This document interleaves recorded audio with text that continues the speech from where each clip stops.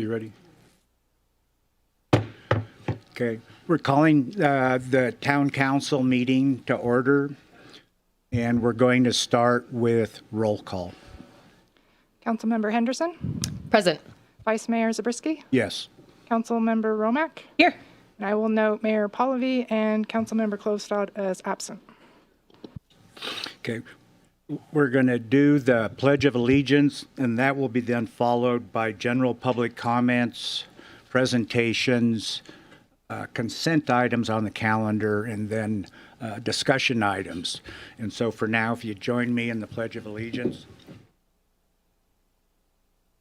Pledge of allegiance to the flag of the United States, to the republic for one nation, under God, indivisible, with liberty.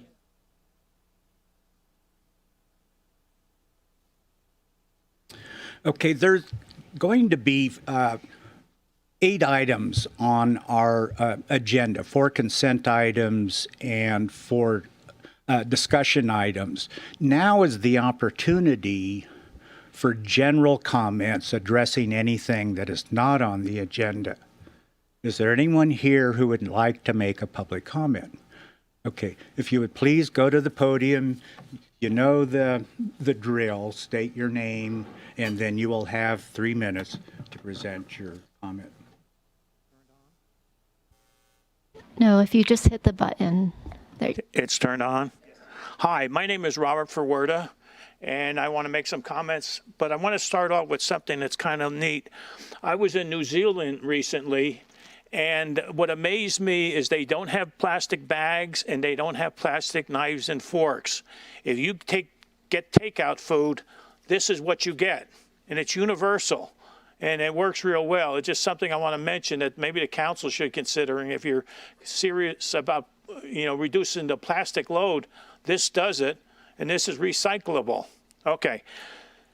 Second comment I have is I live at Donner Lake, and I'm trying to get an SB9 lot split so I can build an ADU and an SDU.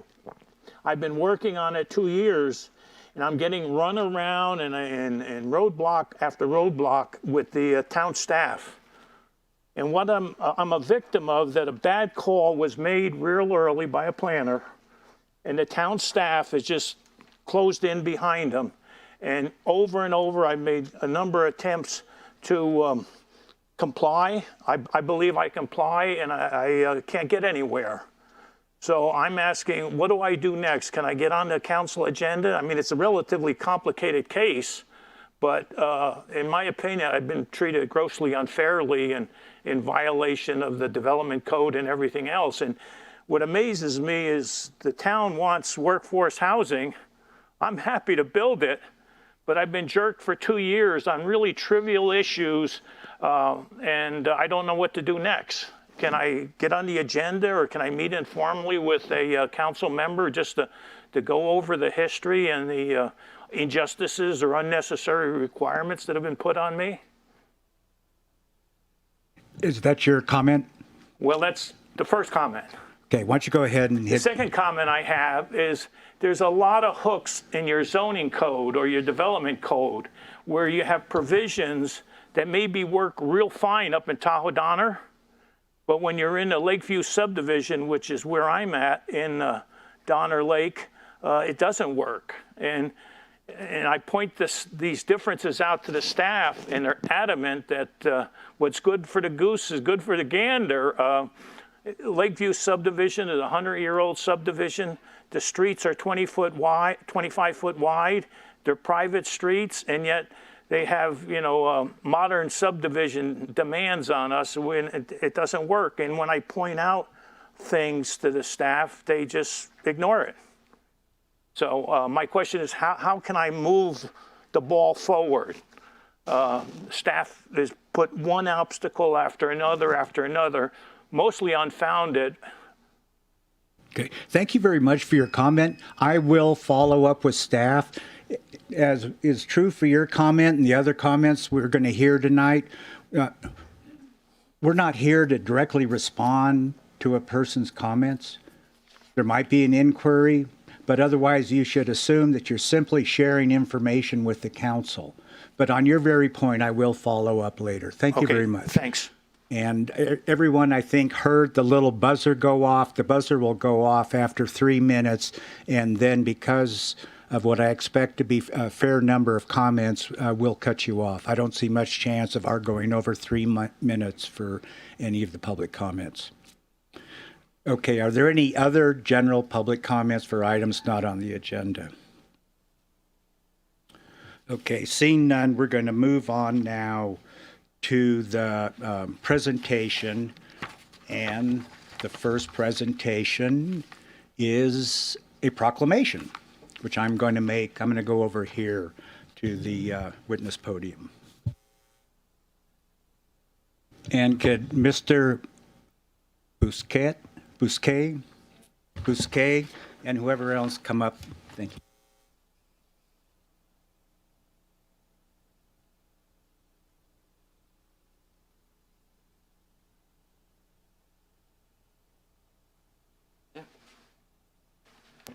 Do we have a plaque?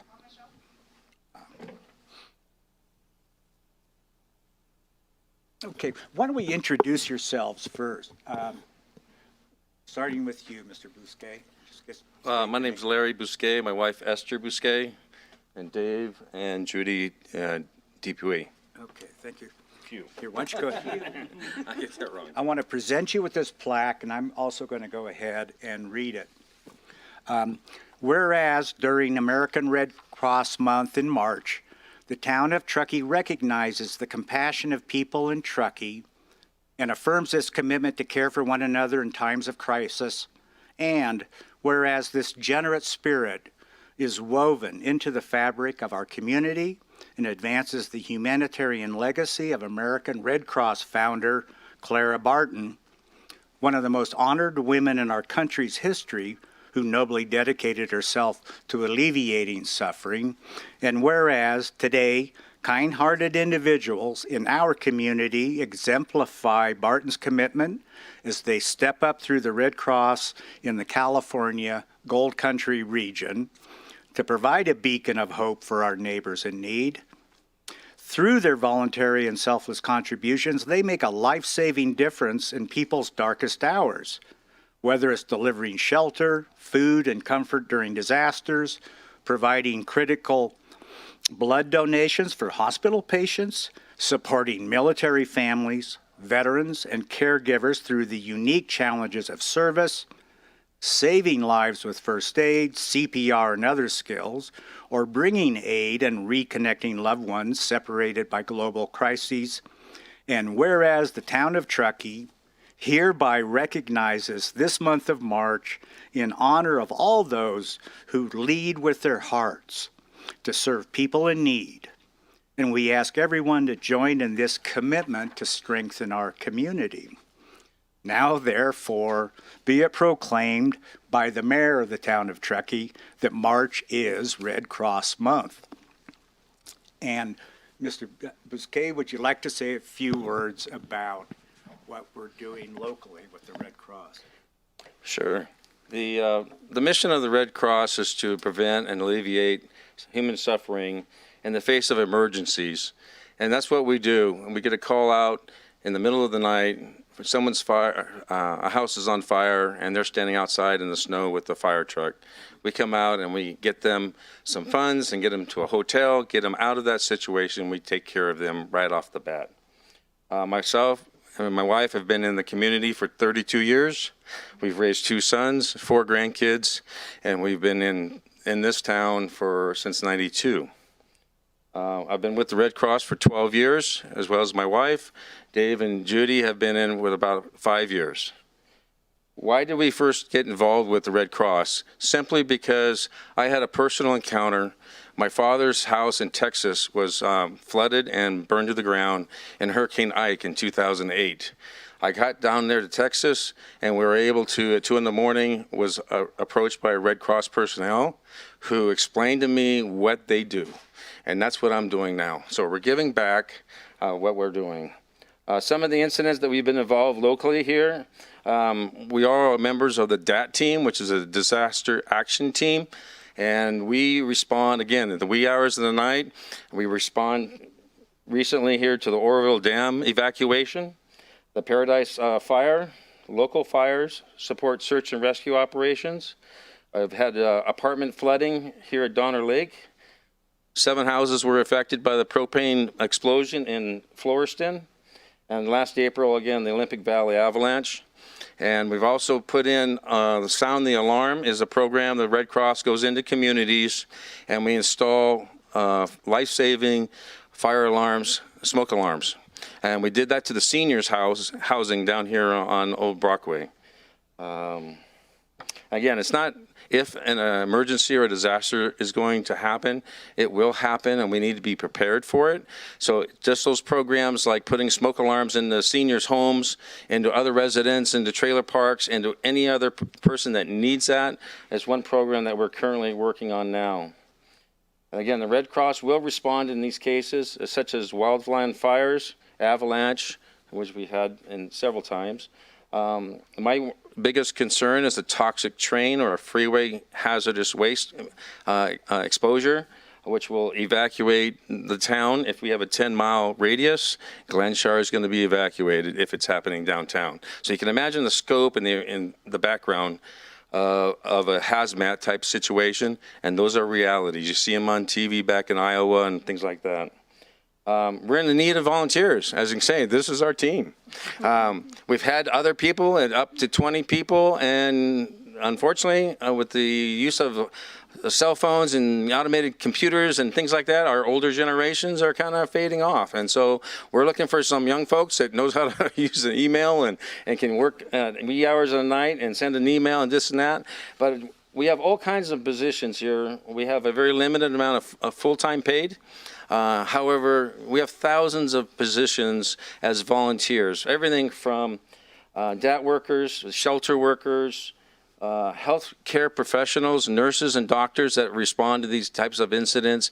When you have 6,000 people in a shelter, like in Texas, when they have hurricanes, you need nurses and doctors because there's a lot of people get evacuated from their homes and they don't have their medicines. They have to be able to get sorted out, and that's what nurses and doctors do. Please contact Jamie Brown, our recruitment manager, at 916-268-0865 or online at theredcross.org/volunteer. If you're interested in that, Jamie Brown can answer those questions. And again, how can we assist the town of Truckee as Red Crossers? We live in the community. We're going to be the first ones to get the call. As you have noticed, perhaps, there's a little hill between us and Sacramento where there's a lot more red shirters up there. And so as we come in and open up a shelter, reinforcements are coming, but we're ready. We have 3 trailers in the region in Tahoe City, Kings Beach, and here in Truckee at the airport that we can open a shelter within an hour and a half, 2 hours with up to 100 beds. And we have over 1,000 cots and beds at the airport in our storage. So we're ready to assist in any type of situation like that comes around. But again, I can't put up 1,000 cots. So we're going to be asking the community to come help us if the big one comes. Okay. Let's see. As the emergency services coordinator who's stepping down and the new one coming on, the Red Cross has recently donated a $25,000 generator to the town. That was a Red Cross resource, and it's now the town's. And currently, I believe it's hooked up to the old community center, ready in case this last storm, we had major power outages, and they opened the emergency services operation center there. It didn't happen, so that's good. It's good to be prepared, and they're ready to go. And I thank you on behalf of this small group, the thousands of volunteers with the Red Cross across our country, and the International Red Cross across the world. We thank you for your support, and we look forward to working with you in the future. Thank you. Yeah. All right.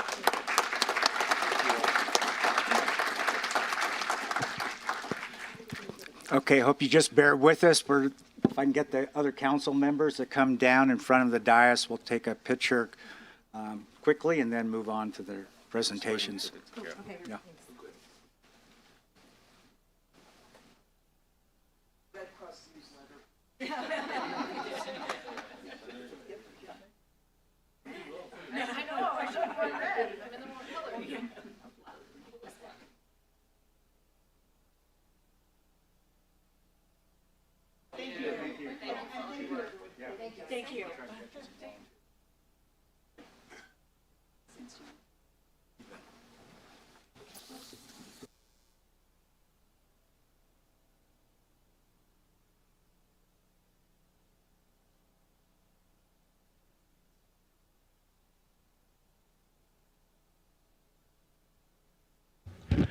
Okay, do we now have a presenter to present new town employees?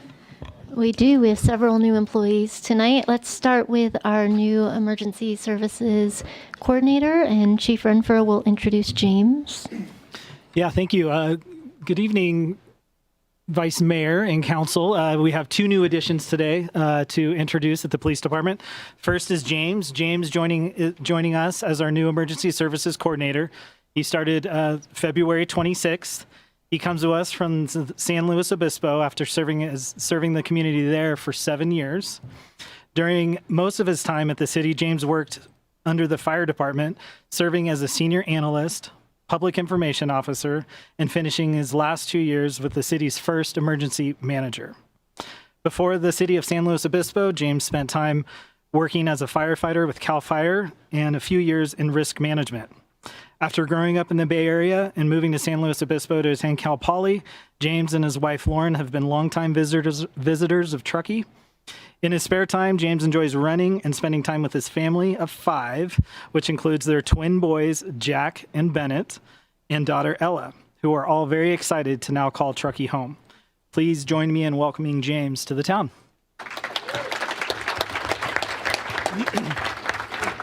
And last, but certainly not least, I'm excited to announce or introduce Janine Kelly, our most recent addition to the support services team.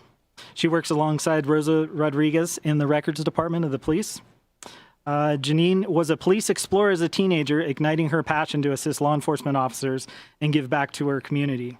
She comes to TPD with a wealth of knowledge and experience from the Palm Springs Police Department, where she worked for the past 15 years. Janine enjoys time spending with her friends, her 2 adult children, and her boyfriend, who also happens to be a retired police sergeant. When she's not at the office, you can find her enjoying a hike, unwinding with some TV, or attending her local church.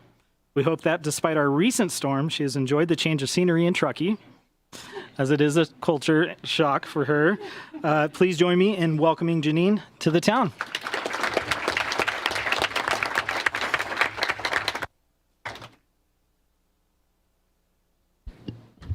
I'm up next. Good evening, Vice Mayor and members of the council. I'm delighted to introduce 1 promotion and 2 new hires in the planning division. Not something we see every day, so bear with me.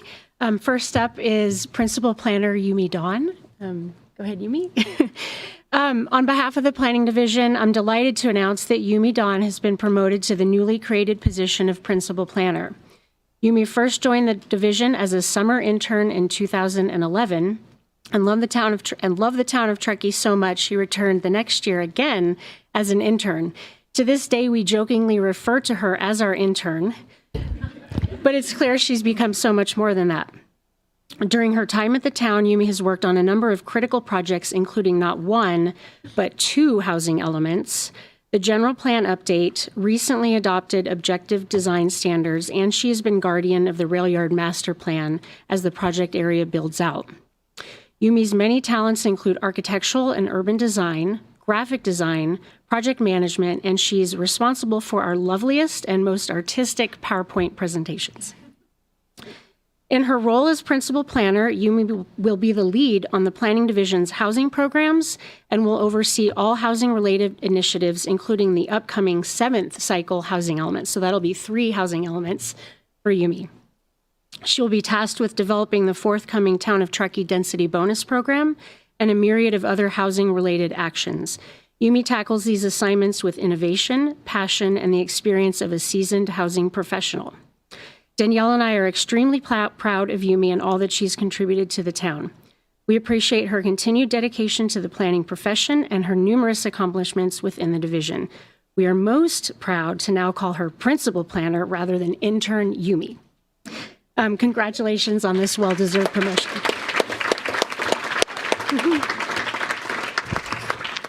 Next up, we've got Chelsea Krager. Chelsea, I can't quite see. There you are. I'm delighted to welcome and introduce Chelsea. She's one of our 2 new senior planners in the division. She recently moved to the area from Orange County, where she worked for 12 years as a planner with the cities of Newport Beach and Costa Mesa. At the city of Newport Beach, Chelsea was a senior planner and supervised the public information counter. She has a Bachelor of Science in Earth and Environmental Science from UC Irvine and has a master's degree in urban and regional planning also from UC Irvine. Chelsea has already been assigned some projects within the division, including a residential subdivision in the downtown, a new Tahoe Forest Hospital District project in Gateway, and she will be bringing the sidewalk vending ordinance to the council in the near future. When she's not working, she and her fiancé are excited to explore hiking and camping in the area with their dog and 2 cats. Welcome, Chelsea. Danielle, who's not here tonight, and I are so excited to have you on board.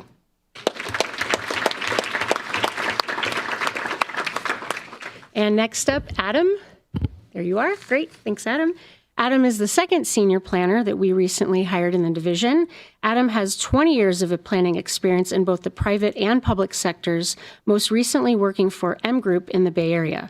He has a Bachelor of Science in Environmental Policy Analysis and Planning from UC Davis, and both a Master's in City and Regional Planning from Cal Poly SLO and an MBA from the Levy School of Business at Santa Clara University. While at UC Davis, he was a nationally ranked swimmer on the men's swim team. Adam has previously worked on a wide range of planning projects, including residential subdivisions, municipal ordinances, urban infill projects, and many CEQA documents and commercial developments. At the town, he will be working on the residences at Jaboom Housing Project in the downtown and the Old Trestle Restaurant and Distillery on West River Street. Outside of work, Adam is an accomplished rock climber and alpinist with a sense of El Capitan, Half Dome, and other formations in Yosemite Valley, as well as mountains in the Sierra Nevada, the Alps, and the Dolomites. He's also an experienced backcountry skier, still swims, and road bikes. Great. Big welcome to Adam.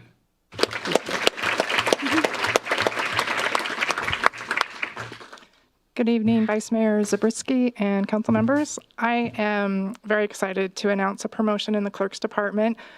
Sarah Ring is our deputy town clerk. Sarah started working for the clerk's department in 2016 as an administrative technician, supporting the town clerk, the engineering division, the town attorney, and the town manager. In her 7 years as an admin tech, she processed contracts for multiple and sometimes all departments within the town. She has facilitated approximately 1,000 contracts in that time span. In October, she accepted the position of the deputy town clerk, and in her new role, she has been the backbone of the clerk's department. She is embracing her new tasks and roles effortlessly, including managing all the FPPC filings, assisting with elections, training with new staff, and putting together training materials, and has undertaken a project to make the town's contract process easier and more efficient with an automation process. Sarah's lived in Truckee since 2008 with her husband, Chris, and has 2 young children, Jackson, who's 11, and Callie, who's here, who's 8, and their dog, Coco. Sarah loves all the Truckee community has to offer, which is why she and her husband chose to make their home here. So please, congratulations to Sarah and her promotion.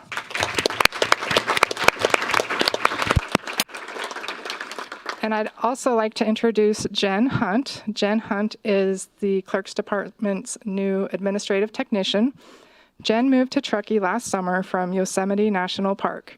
She worked for Nature Bridge in Yosemite as the Director of Operations for 8 years. Nature Bridge is an environmental education organization serving about 12,000 students annually. Jen played an essential role rebuilding the program as the interim campus director after the COVID shutdown. Jen also spent some time in Alaska working for Talkeetna Air Taxi, Denali Rescue Volunteers, and spent many years teaching wilderness first responder courses for NOLS Wilderness Medicine Institute.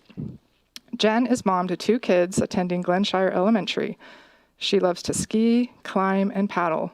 She volunteers with the Humane Society and as a soccer coach with AYSO. Jen is passionate about mental health and wellness, diversity, equity, and inclusion work, and community and environmental sustainability practices. We are so glad to have you here, Jen.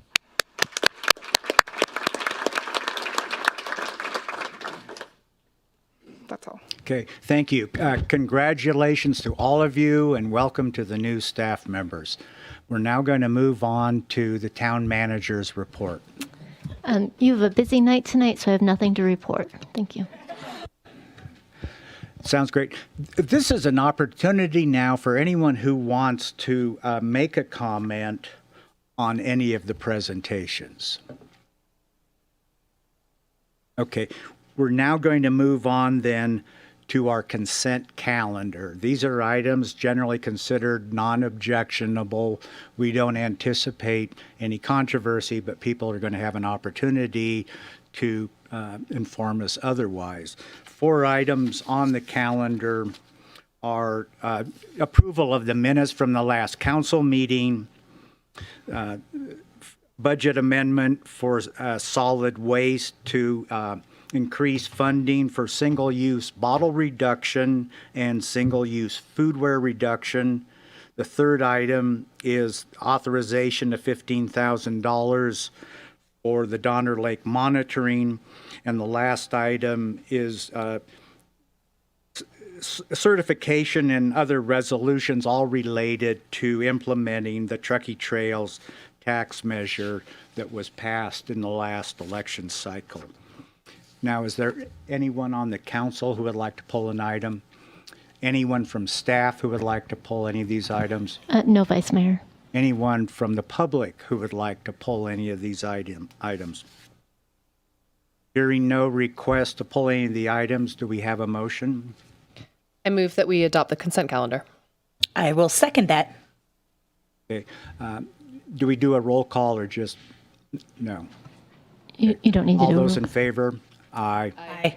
Opposed? No opposition. Okay, now we're going to move on to the 4 discussion items. And on our calendar for the discussion items, first scheduled is the Village at Gray's Crossing. This is an appeal from a planning commission by the Fairway Townhomes Association. The next one will be a Dark Skies Awareness Campaign and Lighting Rebate Program. The third one will be a public hearing on the Development Code, and then the fourth one is a report on the quarterly finances of the town.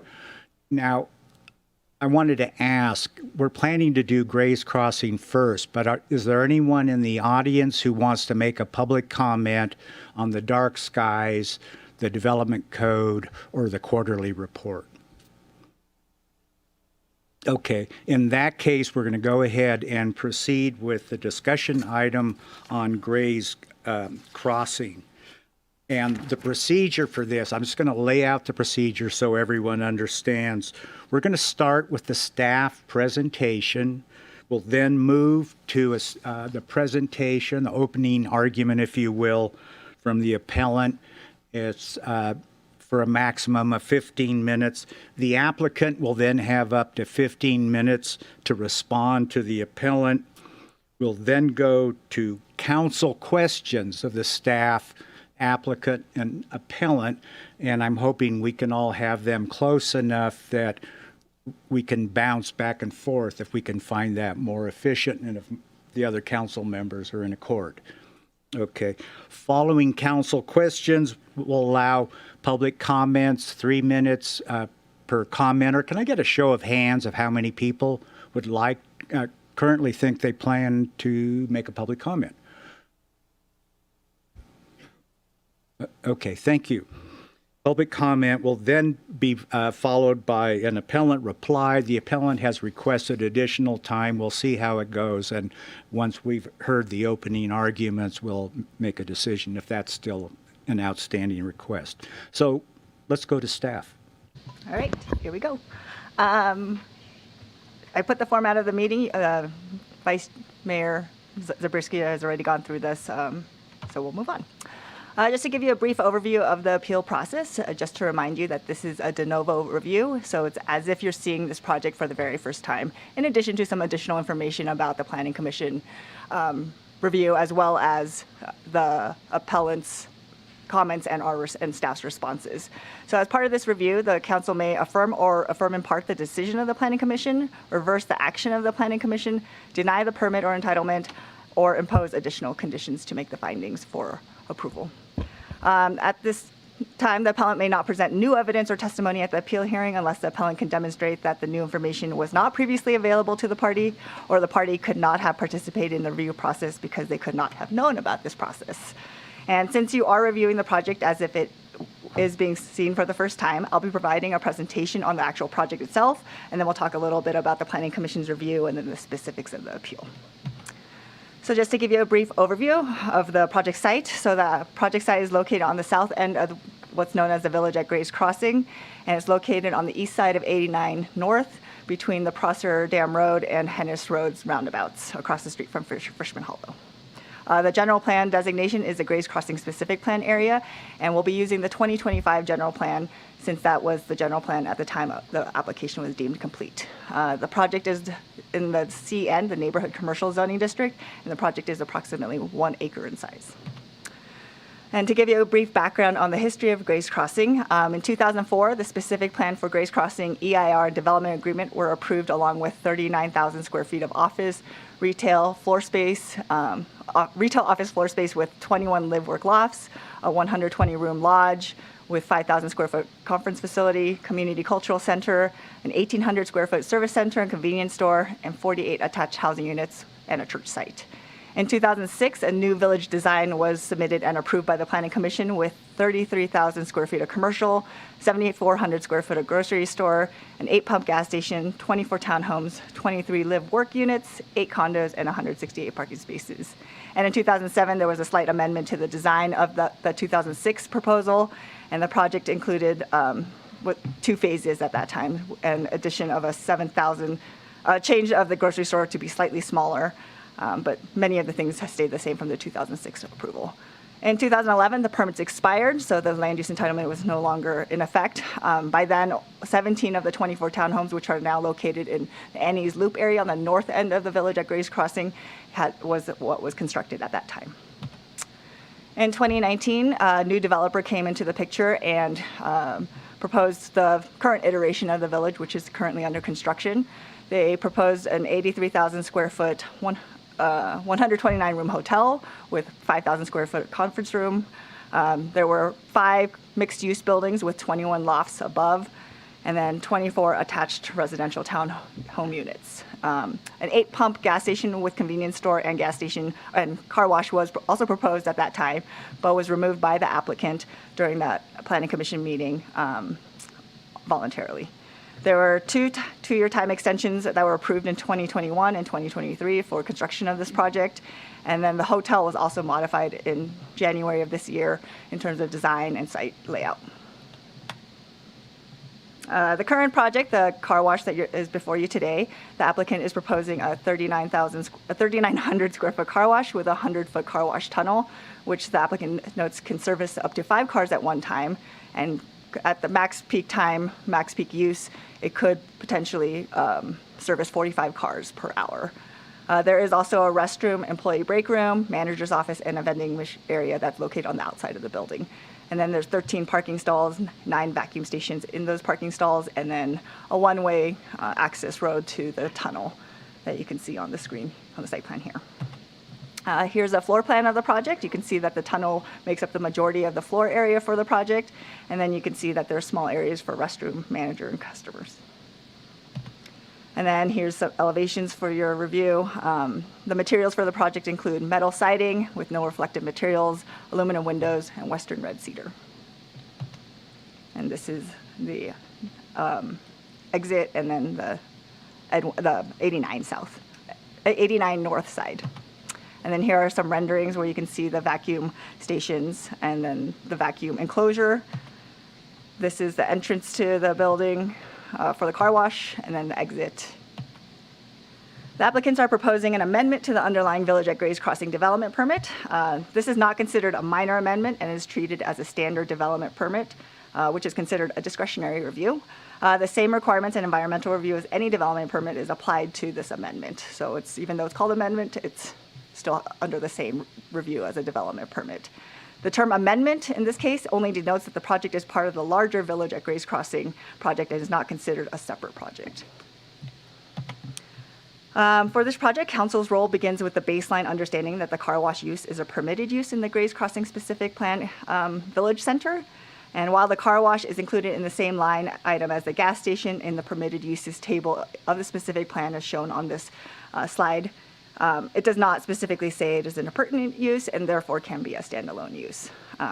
Today, the council's review is focused on ensuring consistency with the specific plan and development code standards, ensuring consistency with the 2025 general plan, and then reviewing the site layout and design of the project. Staff has found that the project is overall consistent with the development standards, but has identified a few items for your consideration, and those are design, which is specifically for architecture, vacuum stations, vacuum enclosures, and the kiosks, the payment kiosks, exterior lighting, and noise.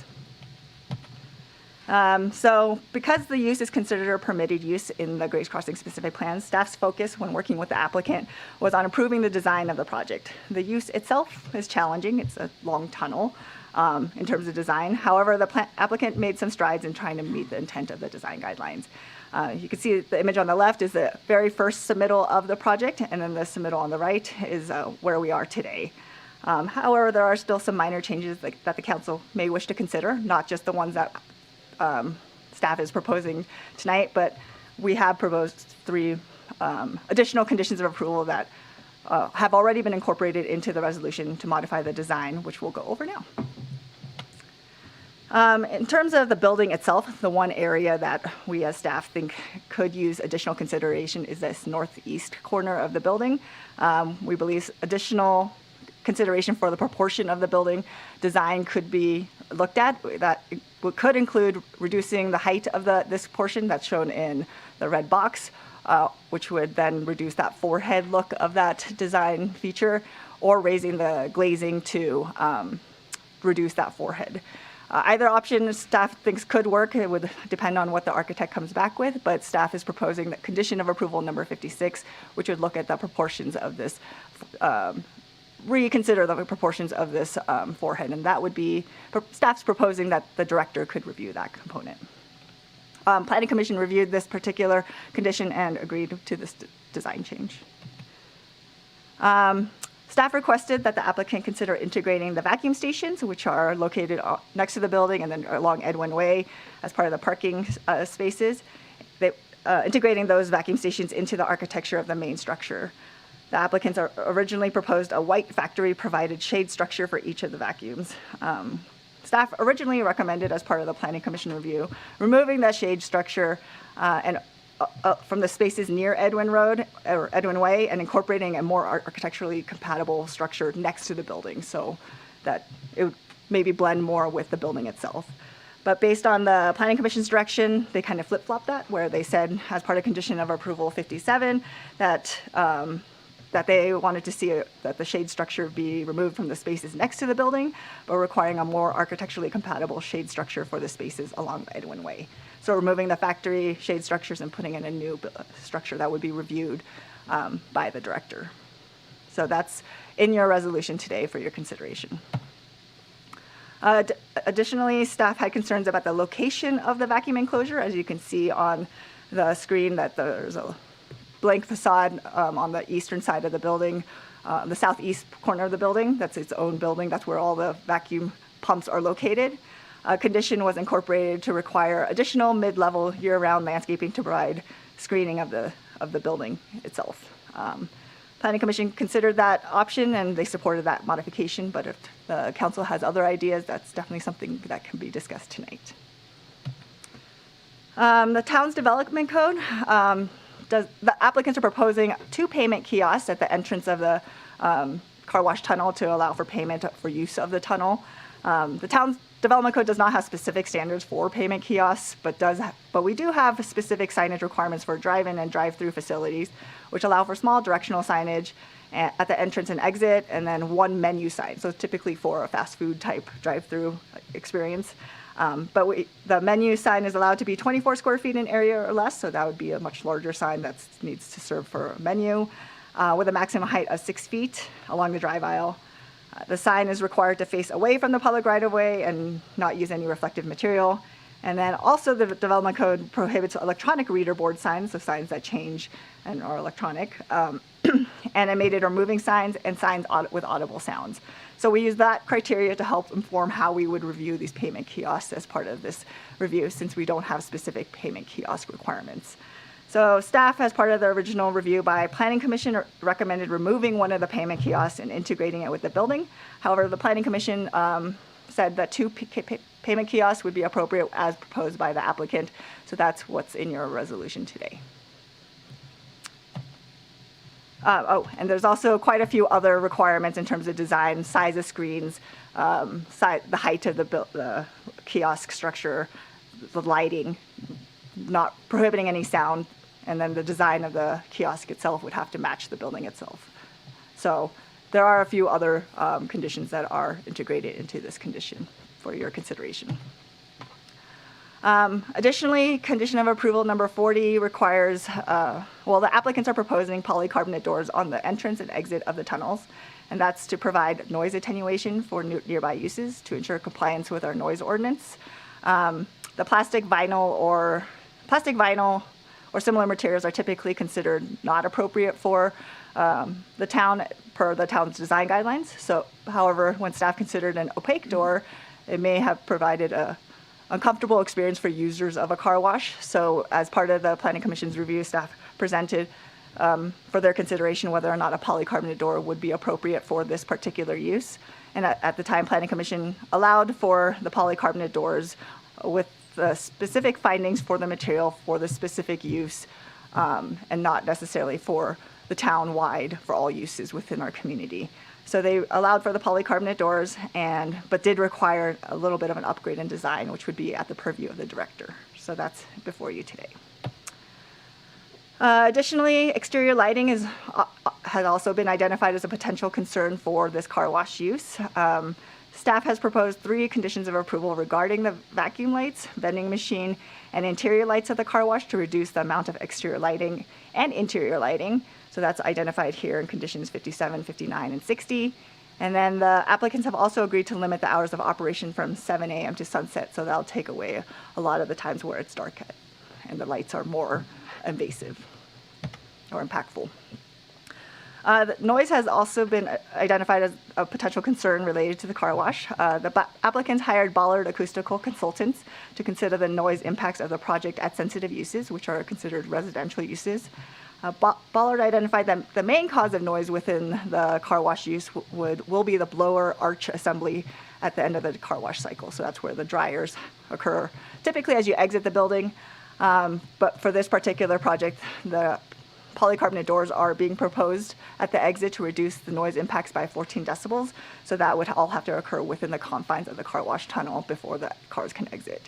Ballard Acoustical Consultants found that the noise is more than a gas station convenience store, which was identified in the Grays Crossing specific plan, but was within the town's noise ordinance thresholds of operations with the polycarbonate doors. So if you want to circle back and look at these noise standards and the findings of the Ballard Acoustical Consultants, we can definitely do that. The project is consistent with the development density of the specific plan, and staff found that no further environmental impacts were found with the gas station use based on a noise study, emission study, and traffic study. The noise study, as I noted, found that the noise generated from the car wash is within the limits of the town's noise ordinance. The emission study, the overall emissions air quality impact from the car wash versus the what was contemplated in the specific plan was less than the gas station. And then the traffic study, which we'll discuss a little bit, the level of service of all intersections were found to be acceptable by our consultant, by LSC, our traffic consultant. So staff is proposing that the council determine the project to be exempt from additional environmental review pursuant to Public Resources Code Section 21083.3 and CEQA Guidelines Section 15183, finding the project consistent with the Grays Crossing specific plan. which was adopted in 2004 in conjunction with the EIR. Since traffic is concerned was identified as a concern in the public comments, Scott is here to help describe the findings. Quick interjection just regarding traffic. So we analyzed it based on our typical PM peak hour for consistency with the general plan and all other traffic analysis that we do in town. So the original EIR analyzed a gas station and a convenience store that was determined to generate about 214 vehicle trips during that PM peak hour. So analyzing during the same time period for the car wash in 2022, LST prepared a traffic analysis for that. There's a range, kind of depending on the how many vehicles are able to actually queue within the car wash at any given time. That ranges from about 45 to 120 vehicles during the PM peak hour. Utilizing the worst case scenario of the 120, there was determined to be no level of service issues at either Edwin Prosser Dam Road or Edwin Hennis. And then State Route 89 and Truckee Way, the roundabout there, is determined to be a level of service B at full build out of the community. So well within our threshold for that. And then in addition, the densities that are currently entitled for the Village of Grace Crossing is about 58.8% of the originally analyzed densities in the specific plan. So kind of full summary of the traffic is that the car wash is generating less vehicular trips than were originally analyzed. So no further analysis is needed for the environmental review. Happy to answer any questions after the presentation. And for the appeal project, we received around 30 comments as of 2 p.m. In Laserfish. There are, I believe all of them oppose the projects and support the contents of the appeal and believe that the use is not desirable. So just to circle back around to what happened at the Planning Commission hearing in January, on January 16th, the Planning Commission adopted Resolution 2023-11, taking the action to determine the project to be exempt per CEQA, Public Resources Section 21083.3, and State CEQA Guidelines Section 15183, approving the project amendment to the development permit. And then they did adopt a few changes, which are highlighted in blue to the right, which is to update the project description to ensure that the use is a self-service car wash, an automated one, required an upgraded design to the polycarbonate doors, allowed 2 payment kiosks, required a carport consistent with the architecture of the main building on the parking spaces closest to Edwin Way, and no carport over the spaces next to the building. And then there were some grammatical corrections that were included in the resolution. A timely appeal was submitted by our appellants on January 26th, and the identified concerns within that appeal request was environmental review, citing improper use of Section 15183. They were concerned about impacts related to traffic and pedestrian safety, hydrology and water quality, noise and environmental justice, consistency with the specific plan, which included that they believe that the use is not allowed by right, and that the standalone car wash use is not allowed. That's only in conjunction with the gas station. And they cited concern about the processing of the application, they believe that there was a reversal of the 2019 Planning Commission decision. They believe that this should be processed as a standalone project rather than an amendment. They identified concerns with the speed of processing of the application and then timing of the Planning Commission hearing during the holidays. The next few slides will be regarding staff's response to the appeal. Your staff report does have quite extensive responses to each of the appeal comments, but we'll just go over this quickly and we can circle back if we need to. In terms of the use of Section 153, as part of the project review, staff did not note anything peculiar about the site or project. The project was considered to be consistent with the Grays Crossing specific plan and the densities that were identified in the Grays Crossing specific plan, and specific studies related to noise, emissions, traffic were conducted and found no additional environmental impact.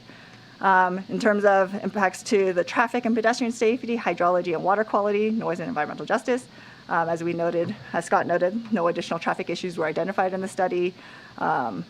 Water quality will be regulated by applicable agencies. Noise is consistent with the thresholds of the noise ordinance, and there is no change to the standards or review process based on the surrounding uses or the nearby residents. This is a slide that got put together. It shows that the pedestrian access in the site and around the site to Alder Creek Middle School can be served through the Class 1 trail that was constructed as part of the larger Village at Grays Crossing project. The TTUSD bus stop is located along the Hennis Flats frontage, which avoids the use of any pedestrian conflict with the car wash vehicle access. The car wash vehicular access or vehicular travel primarily occurs via the State Route 89 Truckee Way roundabout, which goes directly south and west. And then there are sidewalks along Edwin Way that would serve the project as well. As you can see, the Class 1 trail goes to Alder Creek Middle School through Annie's Loop in the first phase of the Village at Grays Crossing townhomes. Additionally, Scott noted that the state stormwater permit encourages the use of modern car wash facilities. Car wash projects are designed to capture, recycle, and discharge dirty water to the sanitary sewer for treatment rather than using just our general stormwater system. Site measures to contain and treat stormwater are required as they are for all projects within the community, and there is a process in place if discharge from the site occurs. And then in terms of consistency with the specific plan, the appellant stated that the use is not allowed by right. The car washes are permitted use in the Grays Crossing specific plan. So as I stated previously in our presentation, that was not the focus of the review of the project. And that appellant stated that a standalone car wash use is not allowed. The slash was understood by the appellant to mean that both would be required, or the car wash would be required to be appurtenant to the gas station. The slash can be used for either or both. And in terms of this review, there was nothing that showed that in the specific plan that showed that the car wash had to be appurtenant to the gas station. And additionally, the gas station has been previously approved in previous iterations of the Village at Grays Crossing in 2004, and 2006, and 2007 without a car wash, so they don't necessarily have to be tied together. And in terms of processing of the application, the appellant stated that the current Planning Commission's review of the project was a reversal of the 2019 Planning Commission decision. There was no actual action taken on the 2019 gas station car wash convenience store component of the project.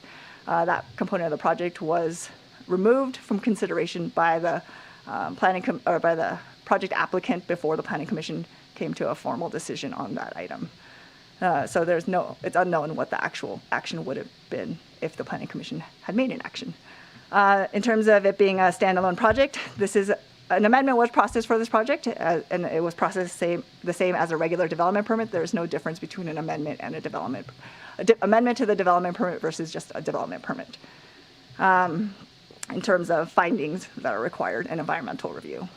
The speed of processing was standard. The applicant was submitted in a year ago, or 2 years ago, essentially, March 14th, 2022. There were multiple iterations that we worked with the applicant on. There was standard noticing that happened throughout the project from March 14th on, in addition to additional notices to the HOA and emails to interested parties. And there was actually one other Planning Commission review that was scheduled for July 2023, and it was noticed, but the applicants requested it be continued before it was heard. So there was quite a bit of notice that occurred with this project. And the timing during the holidays, the project was scheduled on the regular January Planning Commission date, which is often when we review many applications. The timing was not specifically related to the holidays. So tonight, staff's recommendation is for the council to adopt Resolution 2024-12, taking the following actions based on the findings and conditions of approval.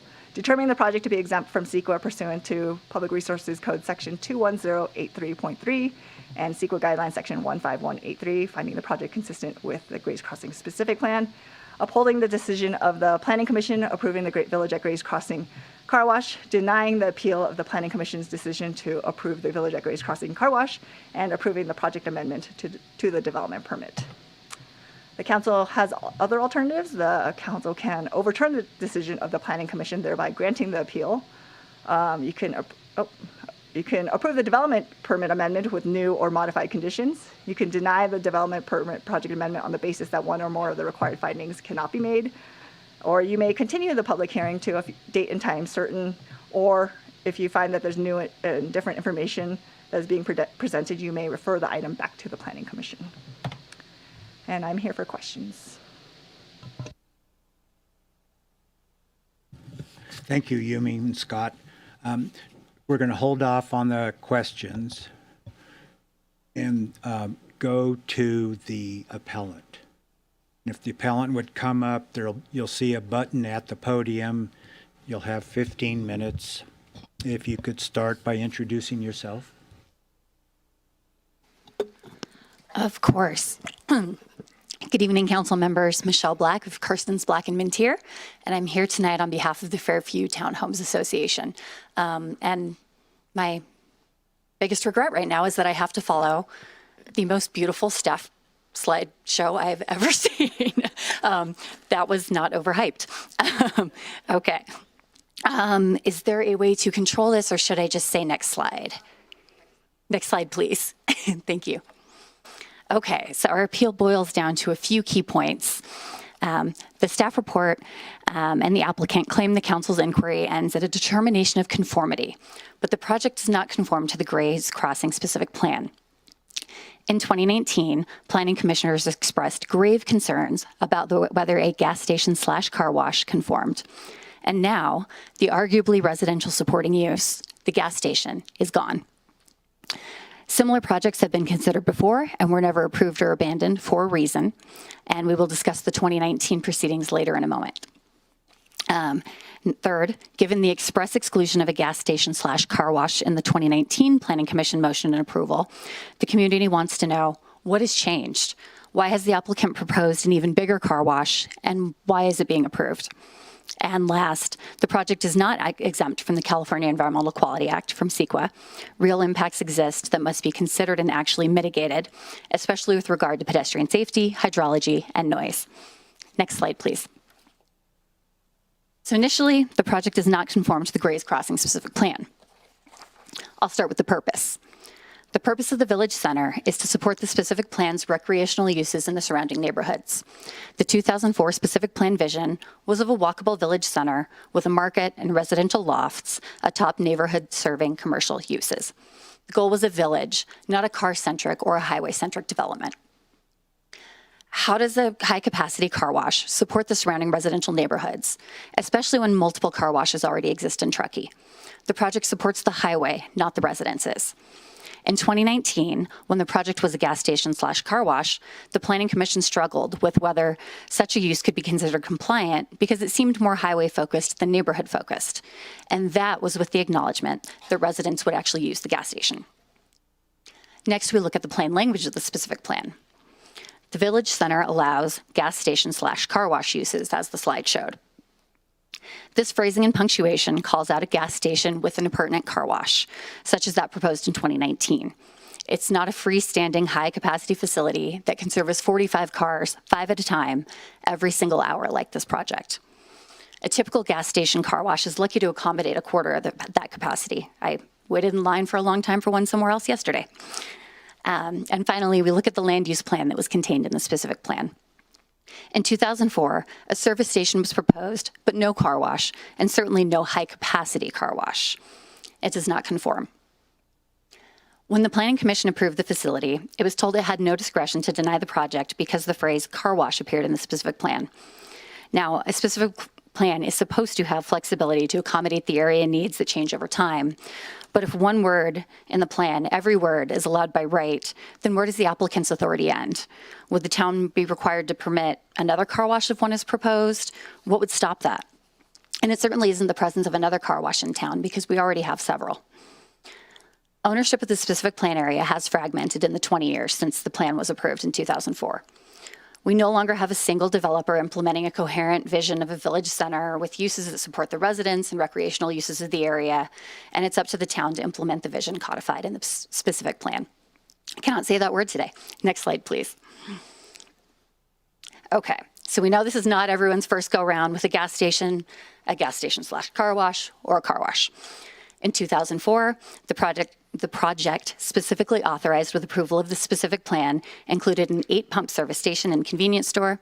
That was not built. 2006-2007 proposals were discussed in the planning report. In 2019, the applicant sought approval of an 8-pump gas station. The building was a bit bigger, but it was downsized 1,800 square feet, and it would have had a 756 square foot car wash. This gas station / car wash generated substantial community opposition, centered both on conformity with the specific plan and on the potential environmental impacts and CEQA compliance. At the July 16, 2019 hearing, several planning commissioners stated explicitly that they did not find the gas station / car wash in compliance with the specific plan, and they mentioned, quote, the needs of the surrounding neighborhoods as opposed to the highway. Commissioner Tarnay asked, how can you call it a need when the overwhelming public comment is not in favor of the gas station? And we ask the same question tonight. When the Planning Commission ultimately voted on that project, the Commissioner's conclusions about statements about specific plan conformity and CEQA compliance were expressly conditioned on the removal of the gas station / car wash from that resolution and approval, as was the vote, where appellants are not trying to exaggerate the facts. This is what the minutes state occurred. Before the vote, the applicant's representative was asked to consider, quote, whether they want to take another stab at revising the project or they simply want to take their denial from the Planning Commission, end quote. With the writing on the wall, they responded they were, quote again, asking for exclusion of the gas station in exchange for a vote and hopefully approval tonight. So at that time, the applicant noted it would consider something more palatable that the neighborhood would want, and the neighborhood celebrated. Commissioner Riley made a motion, seconded by Vice Chair Hall, to approve the project with an amendment to remove the gas station, the convenience store, and the car wash from the project. Other amendments were added to require an off-site bus turnout on Hennis Road and town engineer review of that turnout, and that related to some of the environmental impacts and concerns that were discussed at that meeting. Accordingly, the community expected either that the car wash was gone or that it would be informed about and included in the future process planning for that site. Next slide, please.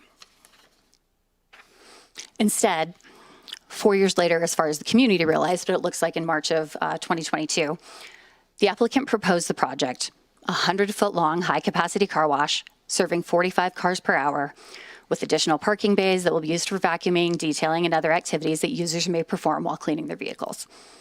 The use that was arguably supporting the neighborhoods and recreation, the gas station, has been removed. The community had seen the item agendized for July, but it was never heard, and instead it came back over the holidays with the meeting scheduled in early January of this year. To say the community was surprised is an understatement. Next slide, please. So, communities are never excited to have a car wash plunk down next door, and there are good reasons for that opposition, reasons that implicate CEQA and the project's need for new environmental review. And I will touch on 3 of those. First, noise. The applicant's noise report and the staff report admit that the project noise levels, largely from the dryers as discussed in the staff report, will exceed 85 decibels at a distance of 50 feet. These dryers could operate for 22 minutes in any hour. That's over a third of the time. The report finds that the project will not exceed the city's noise ordinance, but this finding does rely on the 14 decibel reduction from the polycarbonate doors that have been proposed by the Planning Commission. With perfect operation of the doors, the project will barely avoid triggering the city's noise ordinance. And there are 2 problems here. First, at some point, the doors will fail and impacts will result. Appellants pointed that out, and the staff report faults are, quote, imaginary malfunctions of the proposed door. But equipment does fail sometimes. It just does. Stuck doors are a key cause of car wash malfunctions. And unless the project will automatically stop operating anytime the door is stuck, impacts will result. This is reasonably foreseeable. It's not just speculation. And the conditions of approval do require that the operator stop the operation of the car wash if something should happen with the doors, but it's not an automatic shutdown. Second, after completing the car wash, users will be able to access the vacuum bays to clean their interiors, and many will. Others will spot dry their vehicles, they may apply tire black, and many of these people will do so with their stereos going, possibly really loudly. The noise report doesn't take this into account. Second impact, water quality. The project itself will use undisclosed proprietary formulas for washing, rinsing, and waxing vehicles. Individual users will apply additional substances to their vehicles in the vacuum bays outside of the interior areas where the water is most easily captured. And soaps and detergents are known contaminants that harm water quality, as well as our tires and brake dust and oil. And the project discusses the use of detention basins in the BMPs to prevent runoff before leaving the site without treatment. But these treatment systems aren't discussed in detail. And they're generally designed to remove dirt, dust, silt, let the solids settle off. But are they designed to remove car wash chemicals? Are they, and the undisclosed proprietary formulas, how do you design something to remove something if you don't know what it is you're removing from the runoff on the site? The project will not have a full water treatment plant, at least not for the parking lot runoff. And the staff report is clear that the project site will ultimately discharge into the drainage adjacent the site, which meets Prosser Creek, and later the 303D listed Truckee River. Sensitive species and well-dependent residents do use this water downstream and anything in it. The project's drainage report contemplates the site's rainfall and the size of needed detention basins. It does those calculations, but it does not address the project chemical use. Third, traffic and pedestrian safety. The project's ingress and egress will require what many residents have described as a tight turn. The staff report claims it was unclear what residents meant, but this turn was discussed at the 2019 Planning Commission minutes. One example, Karen Jones noted, quote, "It is a tiny turn to make in a big RV." Even without project traffic, a child was tragically injured at the traffic circle when a vehicle went around a school bus. And community members do remain very concerned that additional project traffic will further endanger children playing, walking to school, or accessing the bus stop. The Planning Commission entertained substantial discussion of this topic in 2019 as well, and imposed conditions of approval concerning the bus stop before the applicant voluntarily withdrew the gas station/car wash. And the traffic study finds the level of service is adequate, but that is different from traffic safety and pedestrian safety. Next slide, please. And this matters because the project is not exempt from CEQA. The CEQA streamlining procedure discussed in the staff report, the one concerning guidelines section 15183 and the related section of the Public Resources Code, does not apply when the project is not consistent with the Grays Crossing specific plan, and it isn't. Further, that CEQA provision actually does permit and require CEQA analysis under certain circumstances, some of which are present here. As detailed further in our appeal, the 2004 EIR never considered a car wash at all, or a car wash at this location. The words do not appear anywhere in the EIR or its appendices, and the unbuilt service station was located in a different spot. Location-specific impacts exist in the form of traffic and pedestrian safety concerns raised by many community members, as well as with noise impacts on sensitive residential uses at Hennis Flat, and discharge into the drainage that meets Prosser Creek. Finally, CEQA guideline section 15162 provides for subsequent environmental review when impacts will be greater than previously known or studied, when new impacts will result, or when new information of significant importance is discovered with a subsequent approval. Those criteria apply here. We've learned a lot in 20 years, and the contemplated project has changed. Next slide, please. As mentioned earlier, the community was surprised by the reemergence of the project over the holidays, and to them, it felt as if the car wash that had been voluntarily removed by the applicant in 2019 in the face of the opposition, with a commitment to work with the community toward a mutually acceptable use of the site, was back, it was bigger, and it was headed for approval, and the community felt like there was nothing they could do about it. To them, it felt like a bait and switch, and that is why you've seen this appeal and you've seen the association evaluate its legal options. Last slide, please. And with this background, we ask you to please grant the appeal. The specific plan is no longer controlled by one landowner seeking to implement a cohesive plan. It's up to the town to achieve the specific plan's goals for a recreational and neighborhood-centered use so that the ultimate uses aren't limited to whatever is most profitable for each property owner. The community doesn't want or need a high-capacity car wash with residential impacts, and the town council doesn't need to abdicate its planning authority to the applicant. While there are areas in the state in which state policy has constrained local agency decision-making for public policy reasons, the provision of housing and affordable housing especially among them, there's no public policy reason to advantage a high-capacity car wash over sound comprehensive land use planning and environmental review. And finally, the association is not asking that you deny the project, but that you exercise your authority to conduct environmental review. So the project's adverse environmental impacts are properly disclosed to the town and town council, and so they may be fully understood and mitigated before the project goes forward. And thank you very, very much. Thank you.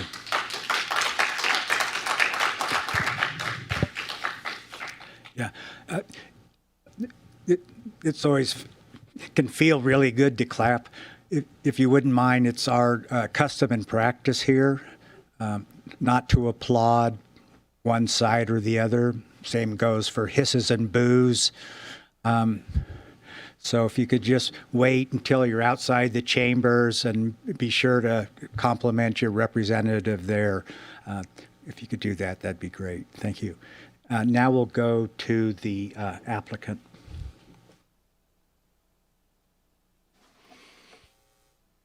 Good evening, Vice Mayor and council members. I'm Jim Wiley with Taylor and Wiley and Kiesling, and I'm here on behalf of the applicant. The applicants are also here. John and Matthew are here, and then Martin Wood, the project engineer, is here and will be doing part of this presentation.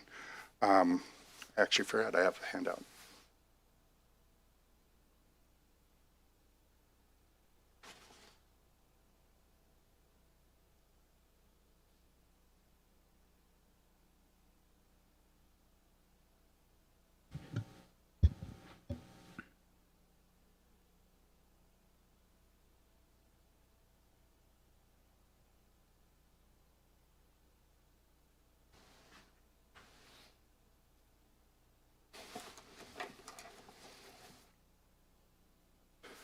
So as you are aware, we've submitted a letter and your staff has provided a very detailed staff report as well as responding to the appellant's appeal in detail. And so we're going to be brief in our presentation, but we're going to be here for questions. You have heard from the appellant and received comments, and likely will receive additional comments tonight questioning the land use, a car wash. The thing is, the use. I'm sorry, I need to interrupt you on the handout. Have you given a copy of it to the appellant? I gave a number of copies, so if we could provide one to the appellant. Yeah, Vice Mayor, we'll pass one over to the appellant. Is there anything new in this that's not already in the record? No, it's already in the record. So, okay. As you'll see as I go through it. In fact, it's come up in both presentations so far, or at least part of it. So the question has been, really, is a car wash appropriate here? And that is a land use question. And the thing is, the use, a car wash, is not what is before you. The decision was already made with the specific plan. And to that point, you've had your staff put forward the similar exhibit, and I'm going to ask you to look at page 1. And it has permitted uses, village center. And I want to point out that it has gas stations / car washes. It's plural, which would indicate that they could be used either together or independently.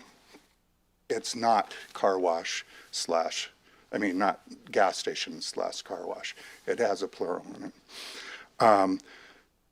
So the intent was clear in the specific plan back when it was adopted in 2004. So what is before you? A development permit, and for permitted use of a car wash. And what are you allowed to look at? It's spelled out in the specific plan, and that is on page 3 of the handout. And I will just read the beginning of the last paragraph. And again, this was in our letter. It's already in the record.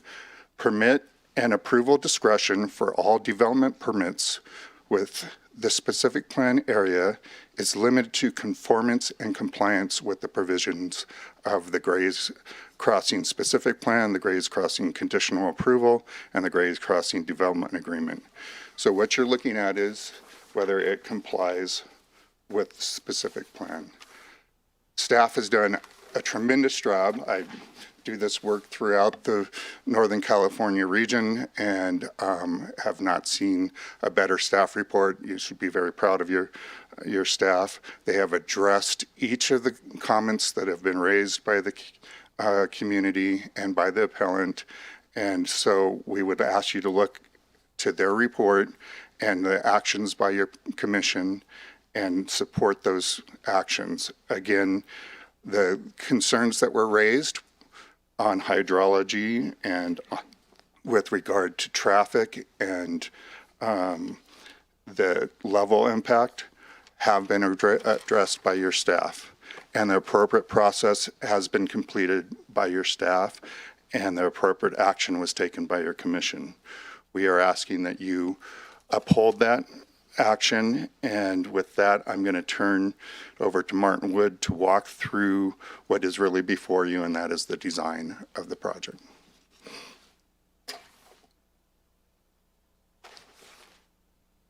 Good evening, council members. What I'm going to present is go through a PowerPoint presentation very similar to what went to Planning Commission, and I'll try to go fast, not to be duplicative of Yumi's very thorough staff report. So next slide. So this is the site plan. Just a few things I want to note on this. This site is laid out in a way, we've got a couple of different considerations of how this lays out. Is one, we wanted the driveway access to line up with Jake's Way. That's just a good engineering practice of lining up driveways. We've rotated this thing clockwise as much as possible to balance two things. We have a large 24-inch water line that basically goes through a casing underneath Highway 89. That's the line in blue. And that's about as close as we can get to that. So trying to balance retention of trees, screening from Highway 89, which is important and talked about in the specific plan, but also the kicking of the angle creates more relief and distance from the townhomes that we are under construction across the street.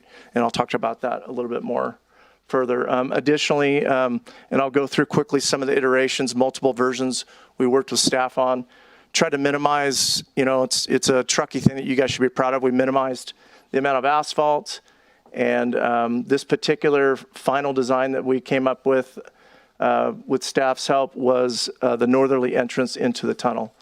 I'll also talk on some other slides, show the earthen berms and some of the screening that we've integrated into the plan. Next slide.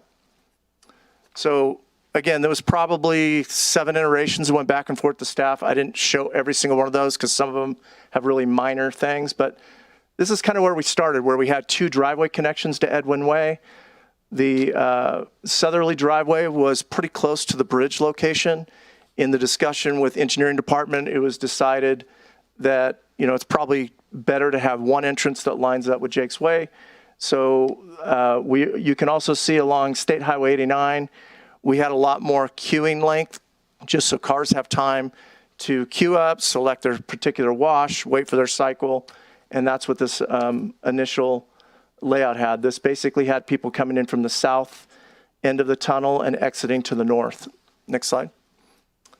This was the second iteration. This eliminates that second driveway. And we kind of went through each one of these iterations, going through all the specific plan requirements, development code requirements, snow storage, landscape coverage, all the provisions throughout the specific plan. Next slide. This one, we just did a minor adjustment to the parking. We've always had about the same amount of parking stalls within 1 or 2. We adjusted some of those out of the snow storage this iteration. Next slide. This one, we were strongly encouraged by staff that they thought maybe there was too much stacking or queuing of cars in the lane or too much asphalt. And they wanted a reduction of asphalt and gave us more opportunities for landscaping and earth berms and those type of things. So you can see along State Highway 89, we eliminated the second queuing lane. Next slide. And then we kind of get to what you're looking at today. And I just want to say the reason we asked for a continuance back in July is, we get the staff report usually 3 business days before Planning Commission. And basically staff's recommendation at that time, and that was the first we had seen of it, was they wanted full elimination of the access aisle along Highway 89. So talking with the owner, we wanted time to adequately analyze it, make sure we could make it work, redesign the site plan. We didn't want to go in, you hate that when you don't know exactly how it's going to be and be in front of the planning commission. So that's why we asked for the continuance, and we reworked the plan, we worked with staff, and we think we've got a great project. Next slide. Again, same slides that Yumi had in here before. You can see we've got, a same palette of materials. If you've seen the new townhomes that are built out there, very high quality, durable, mountain modern design, very attractive, overlooking the golf course. I've had some really good reviews on those. So very quality materials. We're using vertical western red cedar, board and batten, horizontal wood plank, shiplap, standing seam metal roof, and metal siding. Next slide. You've seen these views. Next slide. And again, next slide. And again, the 3D rendering. Next slide. Next slide. Yeah, let's get through these. Okay. On the site, one thing that was really important to us as part of items that were in the specific plan is not only screening from Highway 89, we're along a scenic corridor. We wanted room. You can see the areas in kind of the green ovals. Those are areas where we are introducing some earthen berming amongst a lot of the pine trees that already exist in the state right-of-way. It's one thing that's unique about Highway 89 is it's a very wide right-of-way, has a lot of trees in the right-of-way, but on site itself, there's also additional trees that we're trying to retain. So amongst those, we'll be elevating earth mounding to about 3.5 feet approximately, and then adding shrubs and trees and all those different things for screening along Highway 89.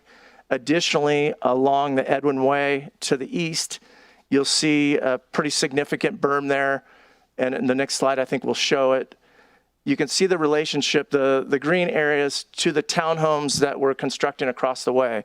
One thing that's important to note on the townhome across the way is its orientation. Not only is the garage on the Edwin Way side, and that's on purpose, you have less important windows, sound is a natural buffer through the garage. Most of your living space is further in, but the majority of glass and windows is facing out onto the golf course and the tee boxes for that hole and away from, it's not looking directly at the car wash. Additionally, you can see the large green oval. That's where outside of the snow storage areas, we're creating earthen berms with a lot of plantings. We're going to create that filtered view, a really nice landscape experience looking from that townhome and from the view as you come across the bridge on Edwin Way. Additionally, you can see the fourplex to the north, that gray square, that's 4 affordable housing units that are you've probably seen near completion. And there's a significant amount of large pine trees that exist to the south there that also screened. It's about 150 feet, so a considerable distance from the north entrance of the entrance to the tunnel from the townhomes and to the fourplex. It's about 150 feet. So a pretty good setback that we're constructing on site. Next slide. This just, we went through with the planning commission. They agreed with us. We kind of showed, you see that upper left slide, that's a paper fark machine in the downtown. We said, hey, look, we're using something very similar. Just like in downtown for convenience, you need at least 2. They agreed based on our operation with our 2, as somebody can pay and somebody can enter if somebody has a problem with their credit card, et cetera. And we agree with that condition, that modification. Next slide. That's the 2 locations. Next slide. Okay, this I wanted to show in relationship to the existing Grays Crossing neighborhood, right? So you've got the Hennis Flats apartments, 92 units that were built to the south. It's approximately 250 feet from the building to the Hennis Flat apartments across Hennis Road. Additionally, the closest custom home that is to the east of the tee boxes at that golf hole is over 600 feet. Next slide.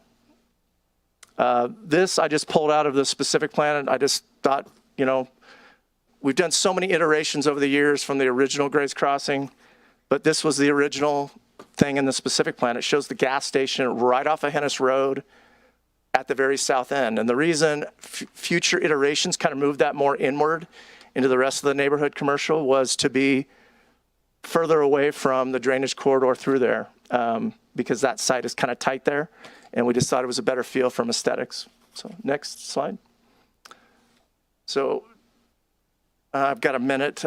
Just quickly on the community benefits, there was a lot of them that went in, tens of millions of dollars of public benefits. And what were those for? Those two were to establish zoning. And that's what we're looking for you guys to adhere to tonight, is adhere to our original zoning, you know, all that infrastructure, all those park and rec dedications and so forth. Next slide. So a couple things I just want to, you know, on the malfunctions comment from the appellant, you know, one question that comes to mind is, do we base traffic studies based on the signal failing? No, we don't do that. If we did that, nothing would work. So just that logic, can't assume something's going to fail to get that rationale. Water quality, wholeheartedly agree with Scott Mathout's comment. You know, the state recommends utilizing 7 gallons, up to 7 gallons for a high quality wash versus 20 to 100 gallons. And the water discharges into, you know, where a neighbor does it, it might go into a natural drainage corridor versus where this discharges into the sewer is far superior. Thank you, Mr. Wood. Okay. All right. Thank you.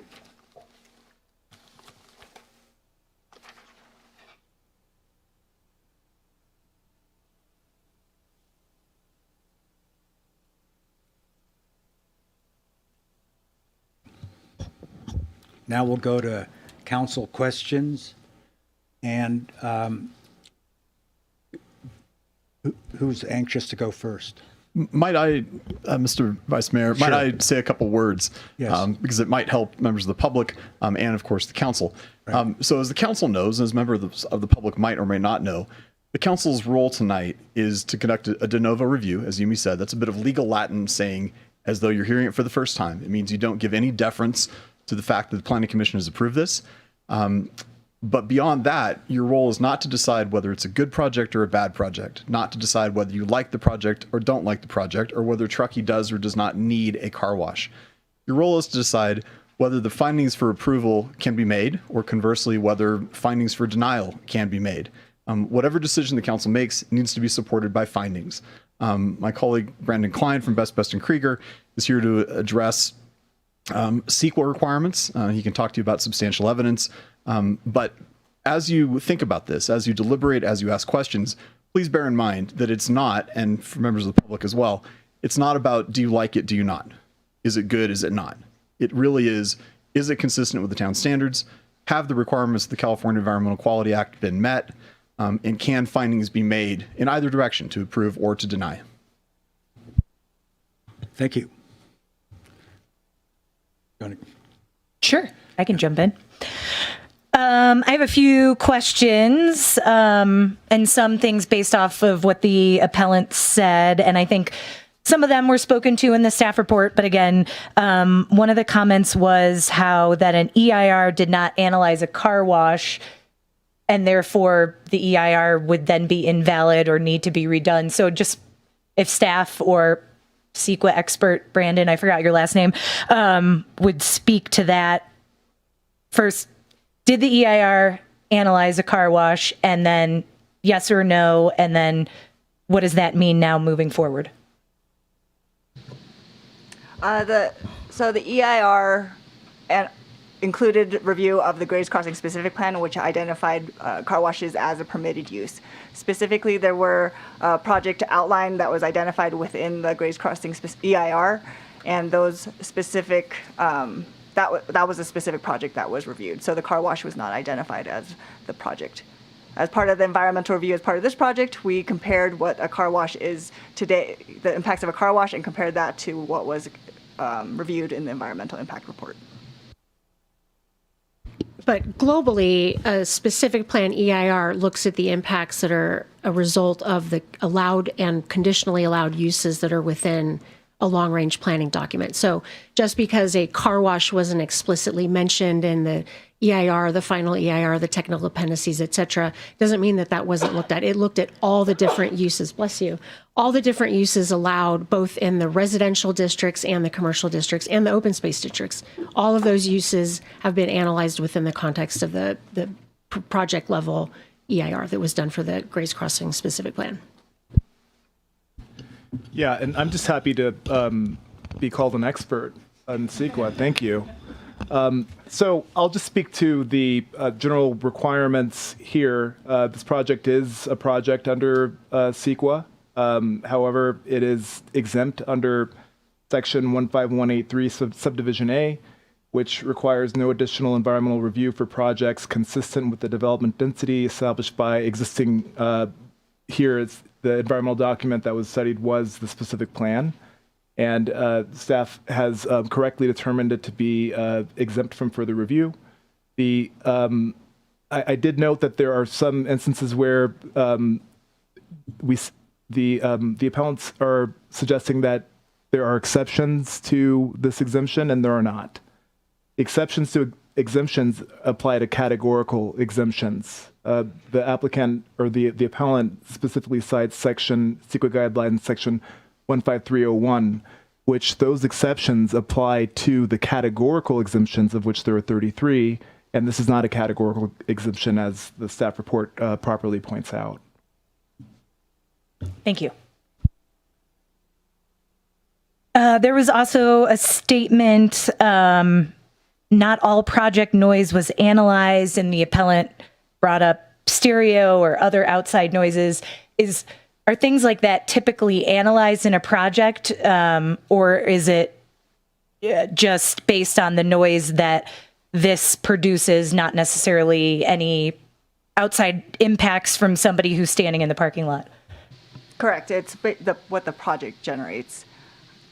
I believe there was a recent, I mean, maybe our expert can speak to it, but I believe there's recent case law about that the users of a project are not necessarily an impact on the environment, but perhaps. Yes, yeah. So this is actually one of my favorite issues right now. Make UC a good neighbor versus the UC regents, and it's one of these ways that CEQA litigants are trying to grow the way that we study noise. Generally, occupants of a residential building or users of a project who would be people are not pollutants. So CEQA does not apply to loud parties or noise that occupants might bring to a project. That's not a proper way to evaluate for noise impacts. And one point that I want to make that's important is that substantial evidence is what the standard is for your evidentiary basis to be able to support this project. Substantial evidence is technical studies, it's expert opinion. It can be action that the Planning Commission actually took and conditions that are in the Planning Commission's conditions of approval. But anything else is considered speculation. So if you're speculating about comments that were made at a meeting, it has the same effect legally as dicta or reasoning. But that's not like a holding or the takeaway from the court or the body. The takeaway is what was actually in the record. What makes it on the conditions of approval. So speculating about grave concerns and what didn't happen, you can only speculate about why it didn't happen. So that's not substantial evidence. Thank you. I know there were a lot of questions and statements made, and even though this is a de novo hearing, I went back and watched the Planning Commission meeting where I know many of you were in attendance. And there was discussion under why traffic was looked at a summer peak period and not during school, when a lot of the neighbors have said that's when they see a lot of the traffic. And Scott, I know you spoke to this at the Planning Commission, but I was curious if you could, again, and you kind of touched on it in your presentation, just why was the traffic analyzed based on a summer PM peak rather than school periods? Yeah, it's a good question, and it comes up often in very specific projects. So when we're looking at traffic generation townwide, the standard day is the 10th highest PM summer weekday period, and so that's been established as the analysis point for all of the town. If you try to analyze each project based on what the peak of that exact use is, it's not a direct apples to apples comparison of how it's actually affecting the local roadway network. So since we utilize that PM peak hour weekday as the overall traffic generation and how we analyze traffic in the town, taking a project's generation during that same time period and seeing how that affects the local roadway network is how you compare apples to apples to determine level of service at the surrounding intersections. So for some projects, maybe the concern is during the morning hour around school time. Other projects like maybe restaurants would be more of like the PM time period on the weekends, whereas traffic generation for a school is nothing on the weekends. So really it's finding a common ground, which is the PM peak hour, which helps us analyze kind of town-wide traffic impacts. Thank you. Another question, the appellant discussed BMPs and how there's not a detailed BMP plan. Would that be part of getting the permits or something, or describe at what point would there be review of a detailed BMP plan? Sure. So BMPs come in a lot of different aspects of the project. There's temporary BMPs during construction, silt fences to kind of prevent sediment discharge from construction sites. I think primarily what the appellant is referring to are stormwater treatment BMPs, which are a project is required to treat a design storm for the amount of rainfall that falls on any new impervious surfaces for the project. So the applicant team has worked up a drainage report that town staff feels comfortable with, where they can implement a design that will meet our engineering standards prior to building permit issuance. So they have gone through, it doesn't have to be perfect before they get their land use entitlements, but they have kind of shown that they're able to treat the design storm within those BMPs that we're referring to. There's other BMPs, again, BMP is a broad term, best management practices for all different types of operations. There's other BMPs that will be in place within the building that are kind of creating a self-contained car wash where they're able to recycle the water, reuse it, and then eventually discharge it to the sanitary sewer. That is a separate system from the designed stormwater BMPs that we're talking about on the site. So the stormwater BMPs are meant specifically just to treat rainwater falling on an impervious surface. It's standard for all town development. This one will have its own internal BMPs that will kind of contain the water, recirculate it, and eventually discharge to the sanitary sewer, as opposed to back to a safe release into a water body. Thank you. I think those are all my questions at this time. I may have more later. Okay. Councilmember Henderson? I've got a few. All right. So first, I think, staff has stated it's an allowable use. Can you just confirm since what year it's been an allowable use? Since 2004, when the specific plan was adopted. And what other uses are allowable here? Just give me a range. Banks, bars, restaurants, childcare facilities, churches, hotels, live work quarters. Okay.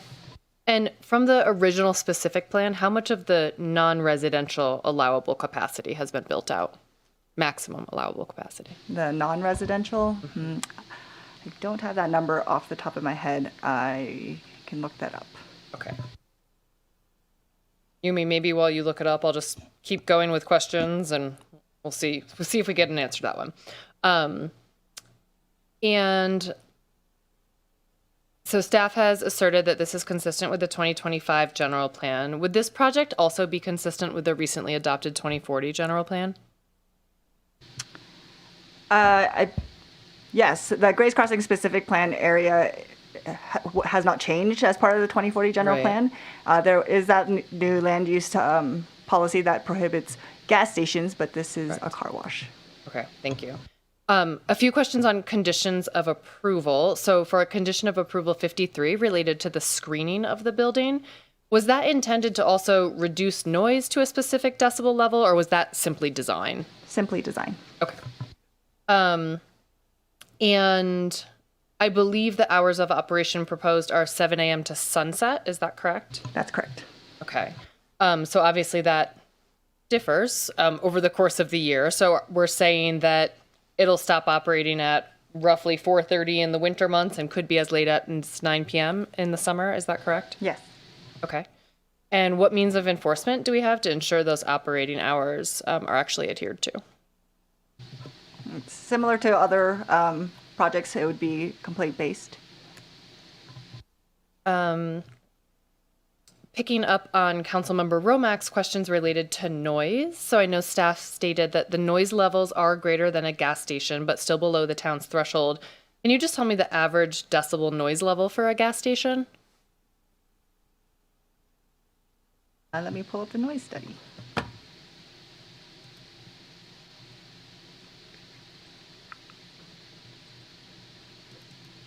And I'd keep going, but I feel like some of these additional questions might be for you, Yumi, so sorry to put you on the Okay. spot.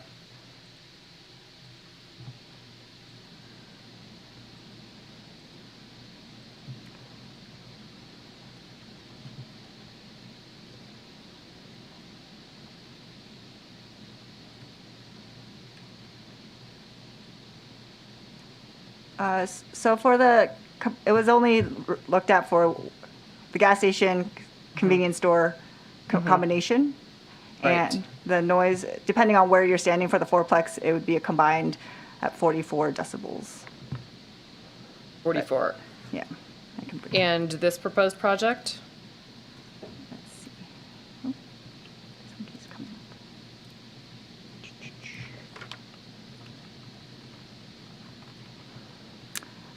The current at the fourplex is 52. Okay, thank you. Moving to environmental impacts really quickly. I know there were some questions about water quality.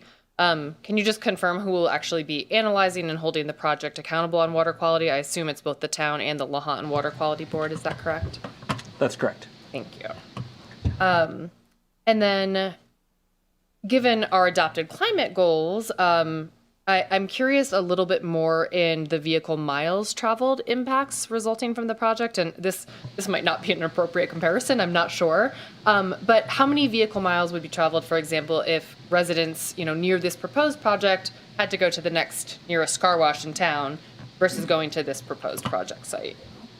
So as part of the analysis, we didn't do any VMT analysis. Two reasons. One, it wasn't subject to it under CEQA. Yeah.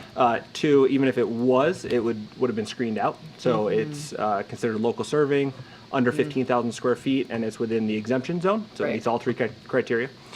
So we didn't do a vehicle miles travel analysis. I could pull up the closest car wash, which would probably be this one over here at the airport.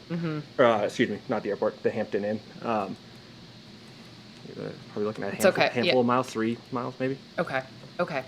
And I know that staff and our legal counsel has asserted that all of the it's exempt from CEQA, but I just want to really clarify: are there any concerns related to any parts of CEQA and this project? We've thoroughly reviewed this. We have a really high quality CEQA team. I'm not just saying that because I'm a part of it. But this project proposal presents no peculiarity about the site that would make this project inapplicable for the consistency guideline. Well, and I'll just add to that. We did additional environmental work to assure that the findings that are required to be made as part of 15183 can be. So we've done additional analysis in the areas that, we looked at could be a concern, and we've confirmed that they're not, that they're underneath the thresholds that would need to be made for the finding. And just if I may add to that, that's not required. Right. We've seen projects where they just eyeball it And I think staff here was very diligent to do the technical studies that they do. That adds to the substantial evidence in this project's administrative record. The way that a court would review this, if appellants were to take it, bring a writ, the court would apply the substantial evidence standard, which requires a technical report study that was before this deciding body, and there's deference given to the agency decision. So what that means here is that the court would defer to the way that you're looking at the way that you're interpreting the code with this compunction I don't use it in my drafting, but I think it reflects at the time people would do things like that in their drafting. But the court would defer to your interpretation of your municipal code and find that based on your findings and the technical studies, there's substantial evidence to support the agency's decision. Okay, thank you for that. And I have some questions for the applicant, but Vice Mayor Zabriskie, do you want to just continue this line of questions first, primarily for staff, or? I'm going to start with the applicant when you're done. Okay. So shall I just continue? Sure. Before you move on, I did want to let you know that the number is 44%, that the current project as entitled without the gas station is at 44% of what was Of originally build out for maximum allowable Yes, capacity. not including the hotel use, which is separate. Okay, thank you, Yumi. That's great. Continue on? Yeah, please. Okay. You want to come to the podium? My guess is this is going to be design questions, probably. Yeah, I guess, first question, how or to what extent, what did it look like for you to involve the community, all of the community members that you see before you here tonight, in this proposed project and or in site planning? Probably the best way to go back, let's go back to the last hearing, 2019, when it got approved, right? Obviously, the neighborhood came out strongly, did not want a gas station. We heard that loud and clear. And it was a long night, and there was commissioners. I could tell that they were, if you watch the video, they were torn. It's like, man, it meets the rules. How do I vote against this thing? But I don't really want to. It was tough. And we got to a point where we said, hey, can we ask for a recess? We talked to a representative or a couple people. I pulled the ownership aside, and we basically said, at that time, the HOA and the townhome group, they were talking about doing a recreational facility or something as part of their HOA. And they said, hey, will you guys look at some other type of use, possibly even for their neighborhood at that time? And at that time, the ownership reluctantly, because it's a lot of blood, sweat, and tears that go in to get to a hearing, but they agreed to basically, and you can read, the appellant put it in there, but if you read the two sentences after, we basically agreed, hey, let's pull that portion off the map. And we see everybody's torn. We want to vote. If everybody's agreeable to that, let's get a vote and let's get the approval tonight on all the components that everybody agreed on. So we thought that was a goodwill gesture for the community, for our client, and we did that. And the following weeks and months, there was discussions with the HOA representatives and our client about putting a gym, some type of recreational amenity on that site. And I believe, John Nod, if it's correct, I think their determination was site wasn't quite big enough for their needs and what they ultimately wanted to do. Is that? Well, I don't know. Well, we did a full design. Could you? Yeah. If you're, just because anyone watching will not be able to hear. So if you could just maybe reiterate. So what in a nutshell, I'll summarize just so we're not too long-winded. In a nutshell, it didn't pan out. It wasn't, what I understood is it wasn't what they ultimately wanted. Maybe it wasn't meeting their needs. They weren't coming to some agreement on that. So then it went back to, okay, well, what are we going to do on the site? Then things slowed up because of the general plan update. Obviously, council took action on eliminating no new gas stations anywhere in the community. And we looked at what's the best use of the site. They've gone through great lengths in really high quality design up at the hotel. if you've seen the townhomes, all that stuff. And really it came back to, what does the community need? What's a viable business? What's the architecture look like? And I think we've got a really good, probably the best looking car wash you're going to see in any community, one that we can be proud of. And it's highly efficient. So that was the community outreach. There was back and forth on that. We did look at other uses. In 2019, you look at the record, I was right up here. We said we might be back. At that time, I think I said we might be back with a gas station. We didn't know. We're back with a car wash. We've met all the rules and requirements, and that's where we've been. And one other thing, there was emails, there was reach out from different individuals, and we've gladly sent PDFs of what we're proposing. We've been at this for 2 years. I mean, I've talked to many people in the neighborhood. The neighborhood knew, maybe not everybody, vacationers and that aren't there full time, but a high number of the neighbors knew about this project. It's been going for 2 years, and we had the continuance in July. So there wasn't any issue with noticing and knowing what was coming.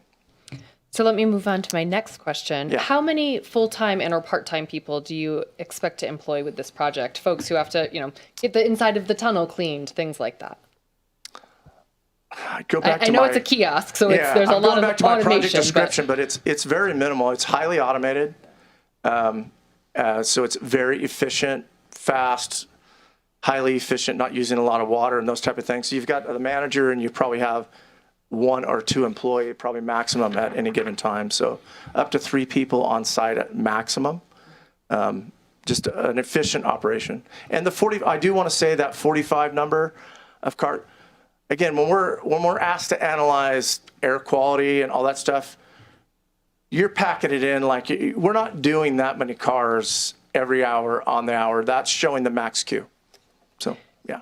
And will there always be a manager or personnel on site in case like the door does break or something like that during all hours of operation every day? I'm seeing them nod. Yes. There's going to be somebody that is responsible party on site. Yes. Okay. And I guess last question, I think you're going to hear a lot of public comment and community concern related to the project.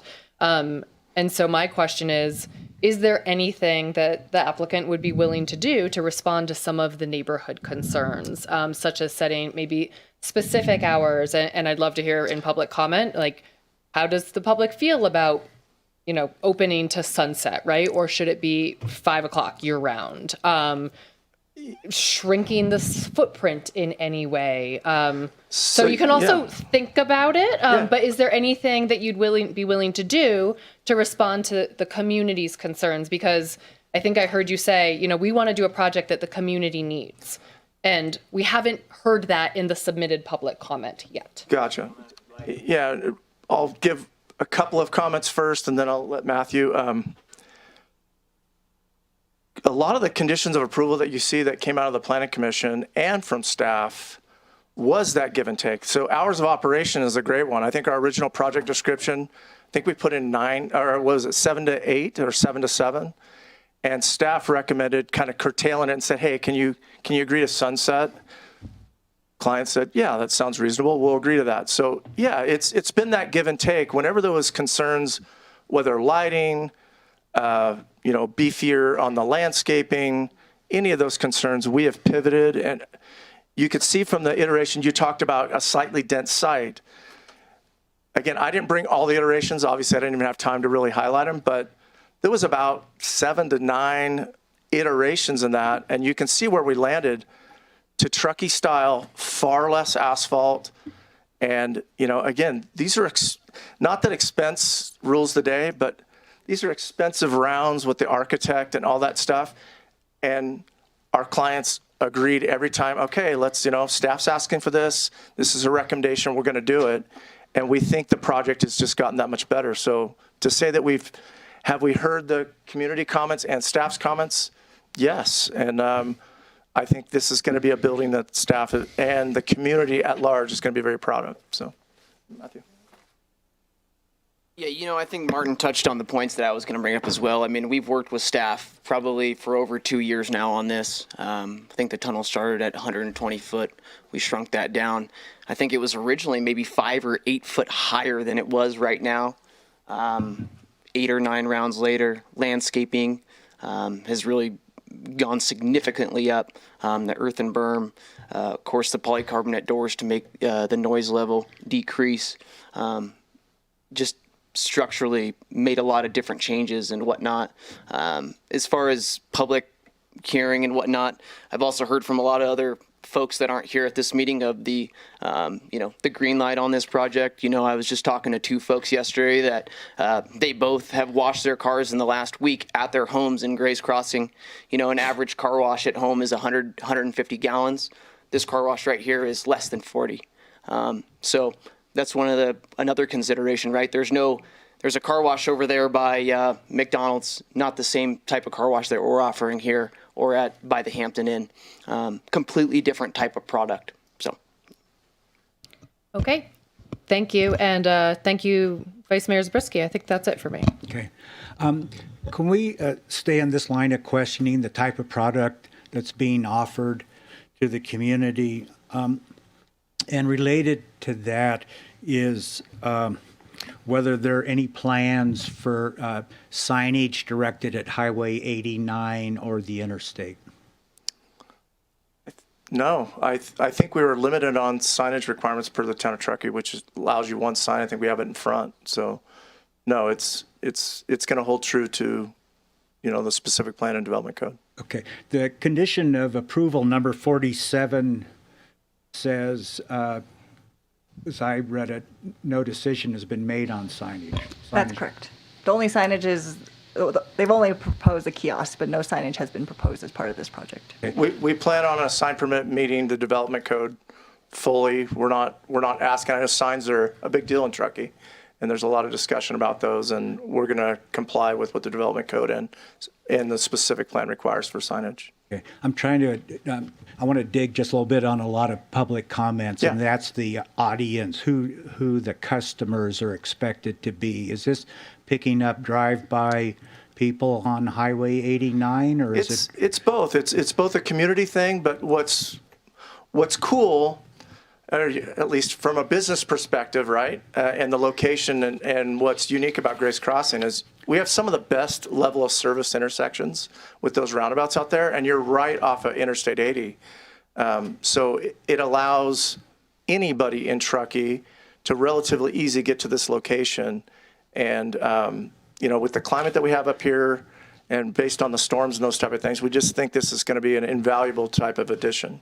Okay, so the idea of being close to the interstate is allowing somebody from West Truckee to drive to East Truckee versus somebody from Sacramento on their way to Reno stopping to wash their car. You're trying to capture, and I think that's in most planning design, and the VMT is based on that, right? You're trying to capture passerbys, so you don't want somebody making a 15-mile haul to get to this gas station or this car wash. Go ahead.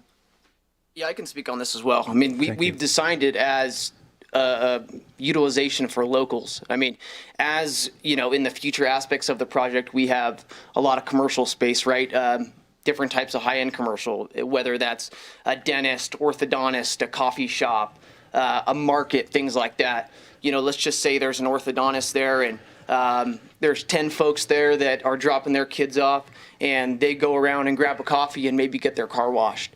So that's our vision of it. It wasn't, to pull people off of Highway 80, and especially with, the limited signage that we have, it's not going to be, you're blowing by 89 and then all of a sudden you're like, oh, there's a car wash. I mean, you'll see the building, but unless you have prior knowledge or look at Google, it's not noticeable.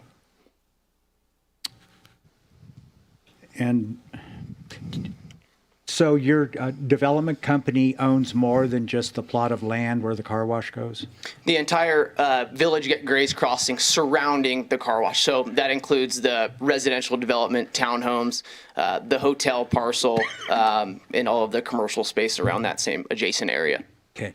Are you planning on a subscription service, offering subscriptions to your car wash? I would imagine so. Okay. Thank you. Now I want to go to the appellant. And while the appellant's coming up, I was wondering, Yumi, there's a second page of permitted uses in the specific plan. Was there any reason for not including that? This is from the applicant. Okay, I'm talking about when I was looking at the staff report, I saw one page, but the permitted uses go on to a second page in the specific plan. That's correct. I only showed the relevant page that shows the gas station car wash. But if you'd like to see the next page, I can. I have it. Thank you. Okay, going to the appellant now. Your last slide pointed out that the appeal is focused on environmental review. Environmental review and also not conforming with the plan. Okay, it's two separate items. But that slide does mention environmental review, correct? Excuse me. Well, in the letter you sent today, it says appellants do not ask the town council to reject the project outright, but to do the environmental review necessary to protect the community and its natural resources. So is that what the appeal is? Are we looking at the environmental impacts of this? Is that what the appeal is? I mean, I think the association would be happy if the council voted to deny the project based on not conforming with the specific plan. But if that is not a finding that the council feels it can make, the association would appreciate more environmental review so that all of the information is before the decision makers, before anyone has a final approval. Okay, so I do need to ask you about this slash mark, gas stations / car washes. I assume you went ahead and did a little research on what a slash means when it appears between two words, and that you saw it could mean a conjunction, a disjunction, something in the alternative, something in combination with something else, something in contrast to something else. It could have many possible meanings, I guess, depending on the context. Correct, and that's why we also looked at the original site plan, or not site plan, but the map that was included in the specific plan that had, a gas station, not a freestanding car wash.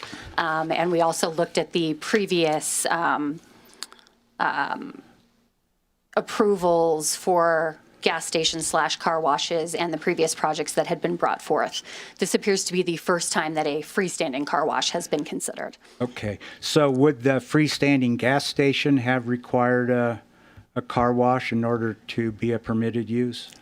And I think that's something that is understood as generally as something that is community serving and that everyone will use at some point.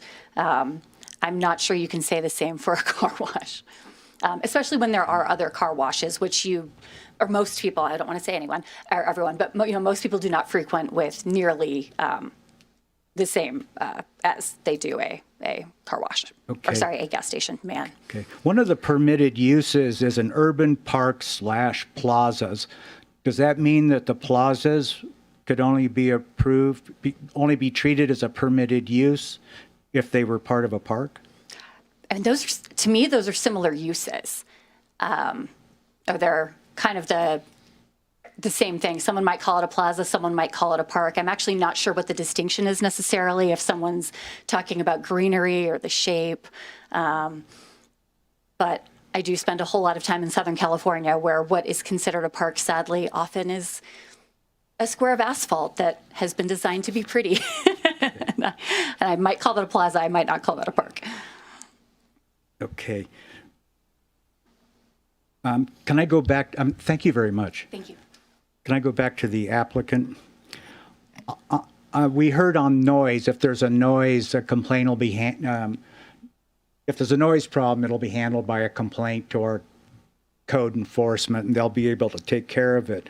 On water quality, if there's I believe you said that non-hazardous materials will be used for the cleaning. how's that going to be monitored to assure that actually happens? There's a list of state-approved type chemicals that are being proposed, and we've proposed those, and we actually even filled out an application to TTSA because it'll ultimately, the way it works, the reason these things are so efficient is they recycle the water and use that over and over again. Once it ultimately has to discharge, there'll be a lot of it filtered out, but some of it will have detergents and certain things like that. And what is superior to like a homeowner washing their car in the driveway, which might end up in tributaries, this discharges to the sewer. And will the area that's part of the vacuums, does that go into the ditch or does that go into the sewer system? That goes into the storm drain. That's kind of the BMP system that Scott talked about. So we've got various different BMPs on the site. We'll have the construction BMPs, which will be silt fencing, fiber rolls, all those different things. We'll have permanent BMPs, which will be landscaping. And then for water quality treatment, for treating different storm events and promoting infiltration and those type of things, all in conformance with Lahontan and the town requirements, we'll have some subsurface chambers and those type of things. Okay. And then someone was mentioning a concern about, I think it was to the effect of dissolved chemicals in solution would not be removed from the stormwater runoff. Is that correct? I guess my best way of putting your mind at ease is kind of what Scott recommended or indicated in his thing is this is the superior model for car wash type units in the state. It's recommended. It goes through a clarifier recycling system prior to discharge. Okay.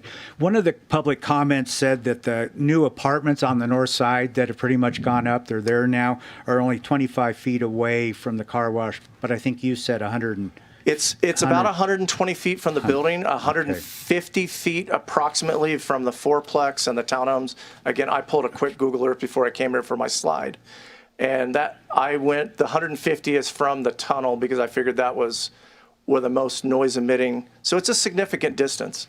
And the tunnel is also kind of on the back side of the building if you look at the floor plan on that. So there's some screening there. One other thing to mention on like the townhome, I talked about the orientation of how it's not directly facing and its garage is closest to the car wash instead of the living space, but it also sits a couple feet lower. We did the grading plans on those.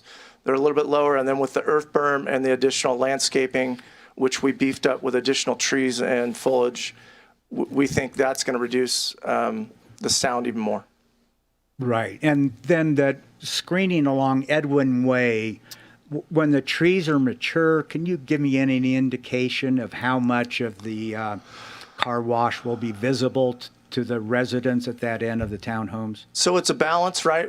We'd probably have the whole thing as a berm, but we have, what's unique to Truckee, we have snow storage, right? So we balance that, right? We got the snow storage calculations to work, and I think we have, it's probably in the neighborhood of, I would estimate 60 feet long, something like that, where it transitions up to an earthen berm with a bunch of plantings. Okay, thank you, Mr. Wood. Thank you. Do you have any more questions at this time? Or okay. Okay, those are all the council questions, and I believe now we go to public comment. We want to take a break? Do you want to keep going, or 5 minutes? Okay, all right. Let's start with public comment. If you could line up against the wall and whoever's first in line, go ahead and start off. I'm asking you to line up along the wall so we can move through the public comments as quickly as possible. You're on the clock. You'll be making questions. You can ask us, your comments are to be directed to the council. And if there are things you want answered, you could tell us, and we will then decide whether we want to pass your questions on, okay? Okay, go ahead. If you'd state your name, please. I'm Teresa Toller, and I am the president of the Townhouse Association of Fairway Townhouse. And we were never discussed about the car wash. We are perfectly happy with our gym. We belong to East West. We pay a part of that. We're up the street. We go to that all the time. We never had any conversations about that. So a little befuddled and don't understand that. Second thing, what I'd really like to talk about is there was no involvement. The 2019, no talk up with us afterwards. The houses, the townhouses, we were all there. We were pretty upset about it because we were never brought into that. So I just want to clarify that. Second, I like to really, it is your duty and it's your responsibility to own your power and own what you believe Truckee is all about. It is not a quick, let's just approve it. You promote affordable housing. This is 150 feet or 225 feet from his flats, the biggest and largest affordable housing complex that we have. I have been a resident of the Fairway Townhouses since the very beginning. You know the families. These are the workers who support the community. These are the people who make Truckee who we are. And now we're saying you can't afford a house, so you're going to put the most disruptive business in front of you. The work-life balances, which the developer is doing, is affordable housing. You stick your hand out the fourplex. Work-life balance. You're supposed to work with a car wash being there. Does that really make sense? They talk about the walkways that East-West Partners put in there.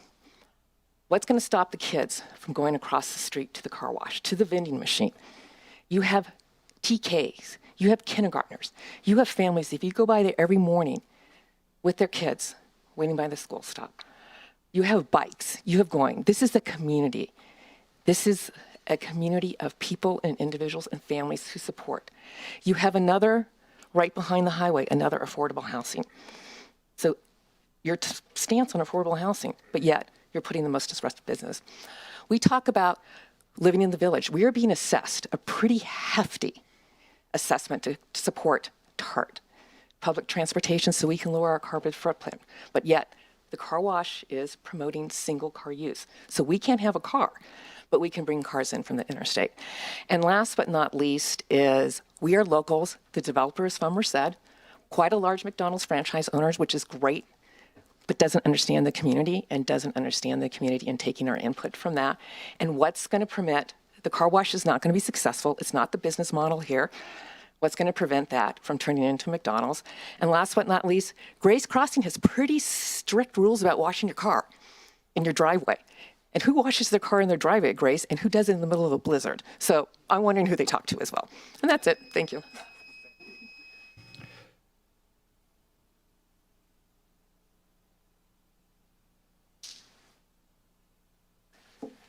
Hi, I'm Mark Lowenstern, and I own Crossroads Car Wash, and I also developed the gas station and car wash over here by the airport where the Chevron is. So I've been 30 years in it in town, so I'm fairly knowledgeable about this.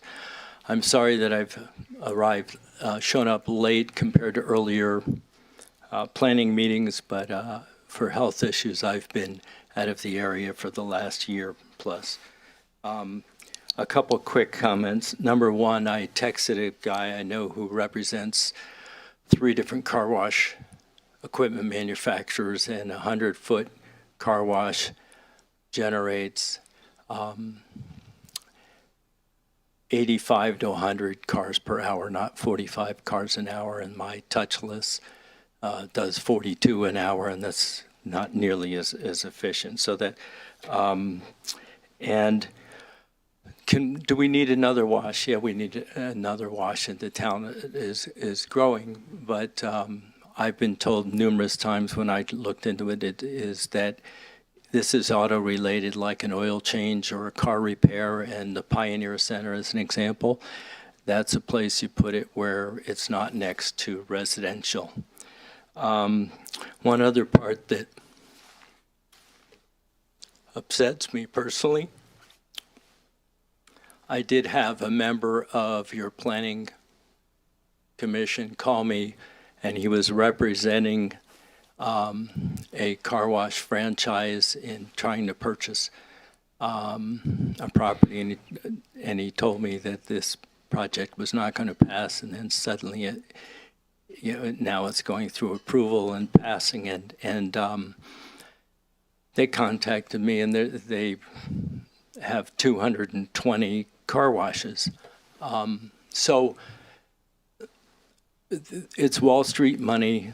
There's big money you go through entitlement and you sell a project, you can make $1 million, $2 million on the entitlement.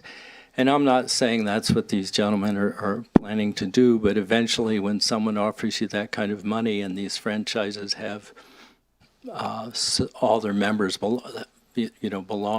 come here frequently, the numbers will be strong where you're looking, it will go up to 60 or 80 cars an hour, and it just needs to be, in my opinion, a car wash needs to be in the area that it's zoned for, which is light industrial or auto related. Thank you. Thank you.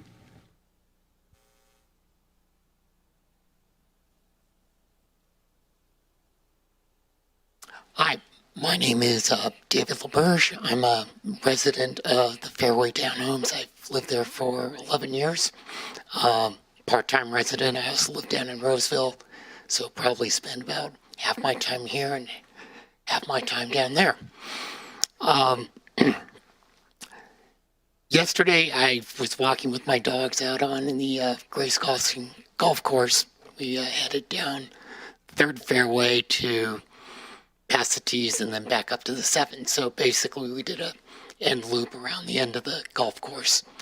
And it was really beautiful. There's snow out there. The creek was running with the runoff. It was quiet. Grace Crossing used to be an Audubon certified golf course, but somehow the certification disappeared a couple years ago. Now we're at the point now where we are proposing a car wash that will potentially have runoff into the creek, which is right next to the car wash.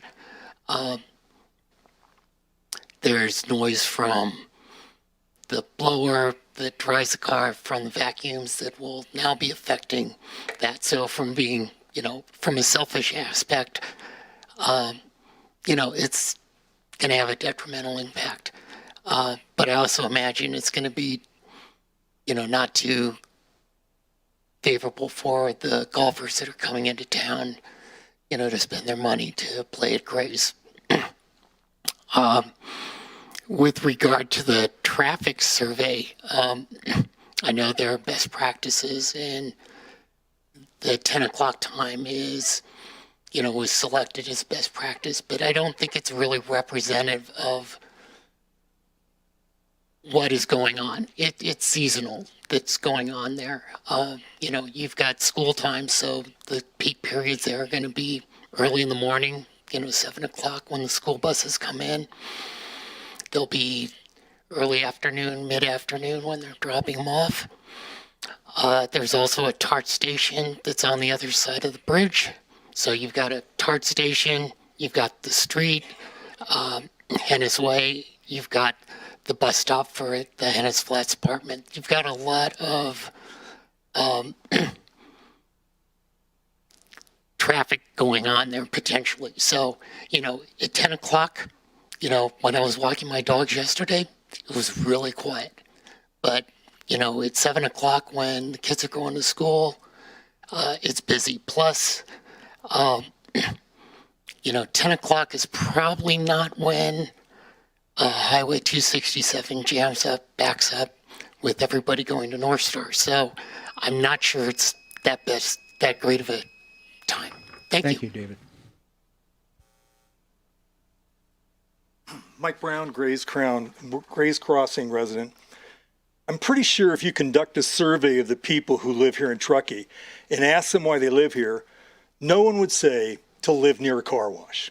This is a residential street. It's not a commercial street. It's got light commercial. You call it neighborhood commercial. So raise your hand if you want to live next door to or even right down the street from a car wash. Even the developers don't raise their hands. Raise your hand if you hope to have hundreds more cars driving down your street every day. Nobody's raising their hands. Nobody wants this.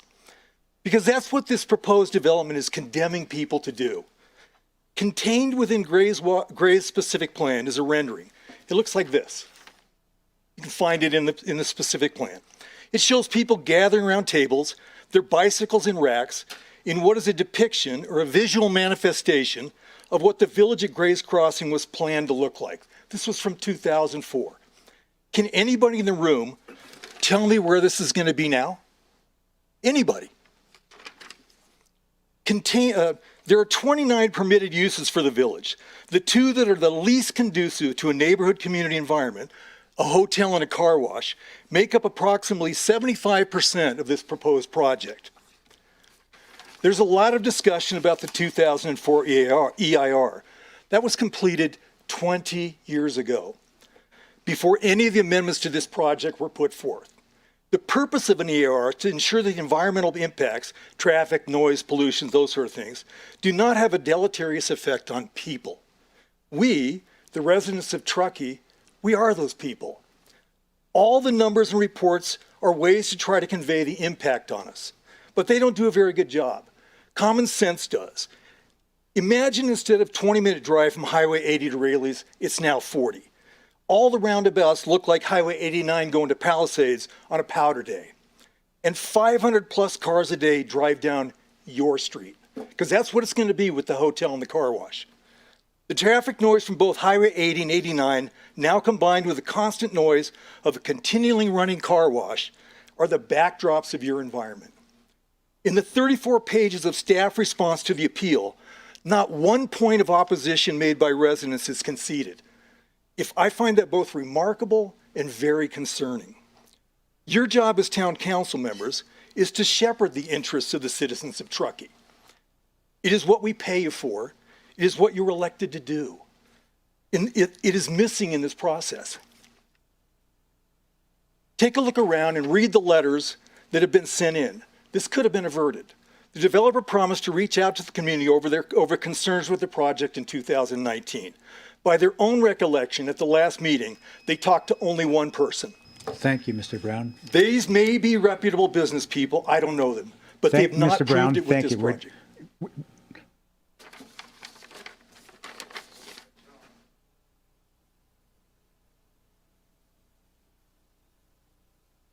Evening, Council. I rise tonight to oppose the proposed car wash. There are many reasons we are in opposition as a neighborhood to this from a town-wide perspective, especially, including understanding what is the actual value that this car wash service will actually bring to the people of Truckee. You know, people that live here. Certainly, we have a sufficient number of facilities in town, such facilities in town at present, and I would argue that the actual benefits to our town, our Truckee, and to, since I have to use Latin tonight to keep up with the legal counsel, the actual benefits to our town is de minimis. It's almost nothing. We already have 4 car washes. I haven't yet to see, except for one, 3 people lined up to get a car wash. Local people, probably. As our leaders who have rightfully embraced goals for the environment, climate change especially, things like, for example, cutting vehicle miles that Councilman Henderson mentioned, and affordable housing advocacy are our big goals. It does seem more than a little ironic to me that you would in fact vote to support a facility that reinforces more automobile use and also takes current affordable housing and makes it much less hospitable to your residents. I think we have a serious equity issue if you approve this matter tonight. We have all made it a priority to invest in workforce housing. All of us in Truckee have. Your leadership has pushed us there where we need to be. And we do support additional housing to provide Truckee citizens with more affordable housing options. It's vital to our businesses that are engaged in hospitality, construction, food service, retail, healthcare, and more. But why would we make decisions to degrade that housing opportunity? Why would we consider a car wash literally at the doorstep of Hennis Flats? The biggest egress from that large complex is right onto Edwin's Way and Hennis Road.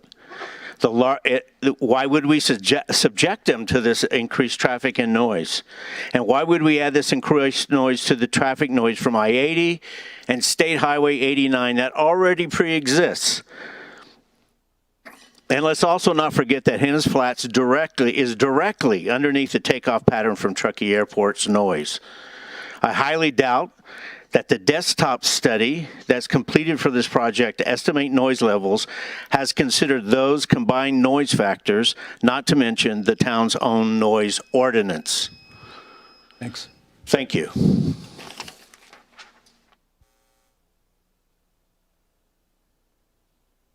Hello, my name is David Gray, and I live in Gray's Crossing as well. Obviously, I'm opposing the situation, but rather than reiterate what a number of other friends and colleagues have talked about, I just want to say that the noise measurements that have been made and the way they're being used, those measurements, dB on an A-weighted scale, was designed for industrial noise in contained spaces and for hearing loss. It does not take into consideration very well the annoyance factor. So if you consider vacuums and blowers among, say, being the primary noise, those are mid-range to upper mid-range sounds that will travel incredibly well in our extremely dry and non-dense air. So the thing of 150 feet, well, that sounds like a long ways away. For a sound like this, that is nothing. And I just want you to realize that the noise is more of an issue than we can measure with the standards that are being used. Thank you. Thank you.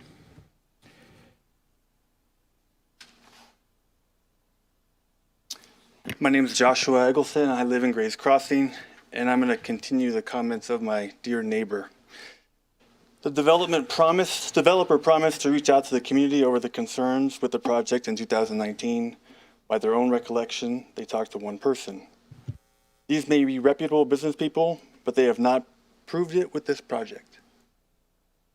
None of them, being from this town, will deal with the dissolution of our mountain neighborhood that their project will cause. They will reap the profits, but we will reap the continuing price. You have the chance now to serve those who are on the top of the town organization chart, being the citizens of Truckee, and force a developer to do what's right for the town, what should have been done already, and what the specific plan intended 20 years ago. We have one of the largest migrations of people to small towns in America that occurred during COVID. And in light of that migration and the effect on this town, it's within your power to serve the town and review the plan that was approved 20 years ago. That plan no longer is valid and looks nothing like this drawing. This drawing is horrible, in fact, but I don't see a car wash anywhere on it. I'll make my own comments, indeed, to these excellent prepared ones, in that I'm a logical person, and I see the logic that the planning committee is trying to apply, that the council is trying to apply, and just follow the rules. This is a time where the rules aren't going to help us. We have to do what the community wants, and we do not want a car wash. Thank you.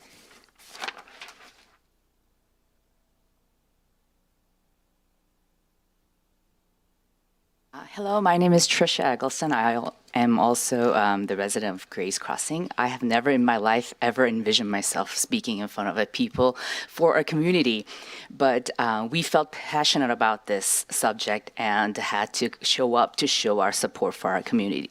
The only thing that I really need to mention, because everybody has already made point on what I wanted to discuss, was that the applicants mentioned that they worked tirelessly for 2 years with the planning committee to arrive at the current proposal.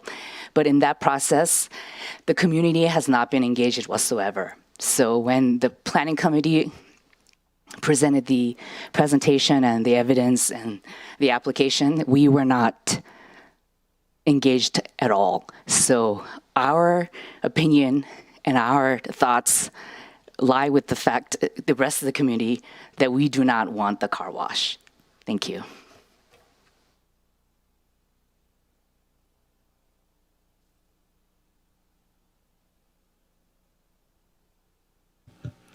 Okay, it looks like those are all the public comments.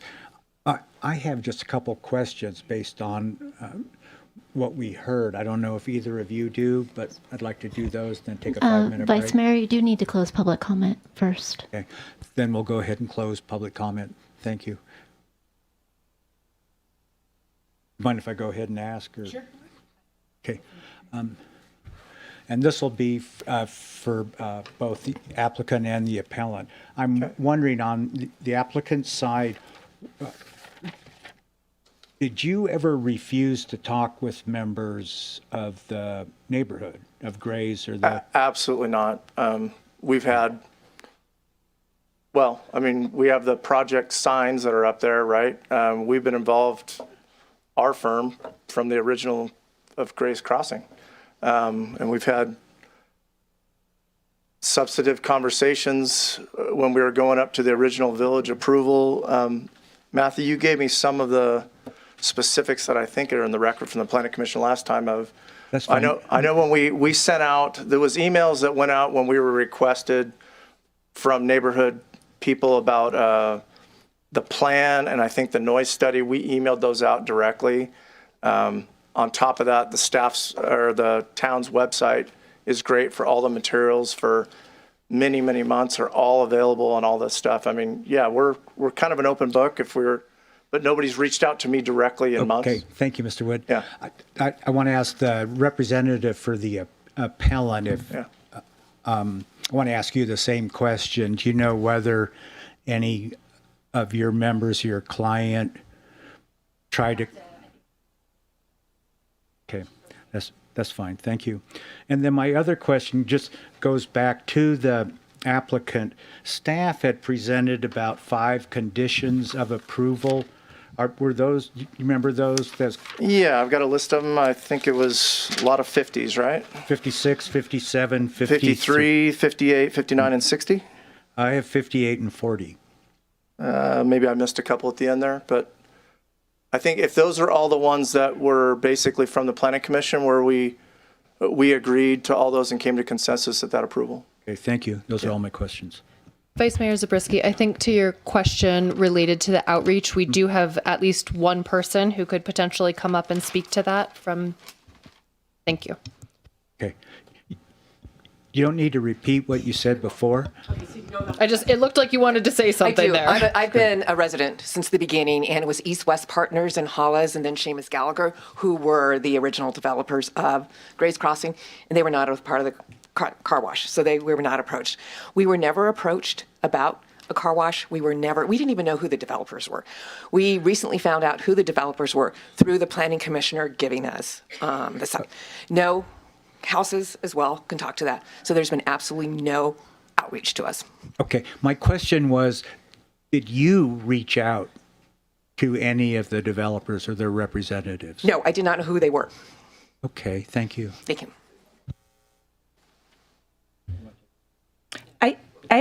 Can I ask 2 questions based on comments we heard? Just curious. There was one comment talking about other car washes and talking to owners. I think this might have been for staff because something was said that there would be a lot more cars than the 45 per hour or whatever. Yeah. Do we have a rough estimate how many more cars per hour or something would have triggered more studies? Just to understand, if there is a difference in the usage. Yeah. Sure. So the traffic consultant utilized a range of them, a pretty conservative high end of 120 vehicles during that PM peak hour.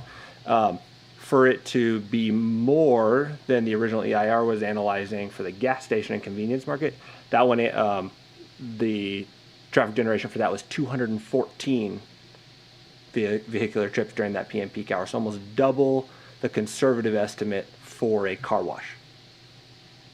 Convenience markets are one of the highest traffic generators that we kind of see, and so it's well below that. So even if they were somehow able to reduce how long it took a car to get through the car wash, they'd have to almost double the high output car wash. Thank you. That's helpful. And then on noise, there was a statement made about, there's already other noises from 80 and 89. Is the noise that was looked at and studied, is it just the noise from the project? Is there any look to what other factors exist out there currently? They did use the ambient noise as the baseline. That's how you typically measure noise per our noise ordinance. You go out there, they use a 27 baseline, so probably a little less traffic in 2017 than maybe now. I don't know exactly. And using that as the baseline, they then calculated the project noise separately. So they are looked at, but kind of separately, and the baseline with the ambient noise is considered, if it's over what the threshold is per our noise ordinance, then that's the highest point of noise that's allowed for the project. So in 2017, they would have been out there with something getting the actual ambient noise. That's correct. They referenced the 2017 on-site study. Okay. Thank you. Those were the other two. So you reminded me of one question that I think I need to follow up with Mr. Wood. I don't know if you can answer it. It goes to Mr. Gray's comment about measuring noise. He kind of was making 2 points, that the car wash would be emitting mid to higher level frequency sounds, which are more irritating. And then he was suggesting that sound travels better in dry air. At least that's what I understood him to say. And I'd always understood it was the reverse, that it travels better in humid air. Good planning. We rely on the experts. We used a high-quality acoustic engineer that has done many reports for the town of Truckee, many projects up here, and we based ours on their professional analysis, and we're agreed to the mitigations to meet the town requirements. I mean, that's my best argument on that. Okay. Is this where they came out? Did they test it on site? That's what she's referring to on the ambient levels in 2017. They would have done that at the EIR level likely also. But that was a more recent study, and we did, how many updates did we do? I mean, 2 or 3? Yeah, they didn't do an on-site study with any simulated noise for the dry air assembly or for the car wash, if that's what you're asking. But the ambient background levels. Yeah, and then they did the ambient. We supplied the models for the blowers and those type of things, and they used that as the report. Thank you. You answered my question. Thank you. Yeah. Okay, now I'm going to ask for a recess. Okay, let's take a 5-minute recess, and we'll be back promptly in 5 minutes.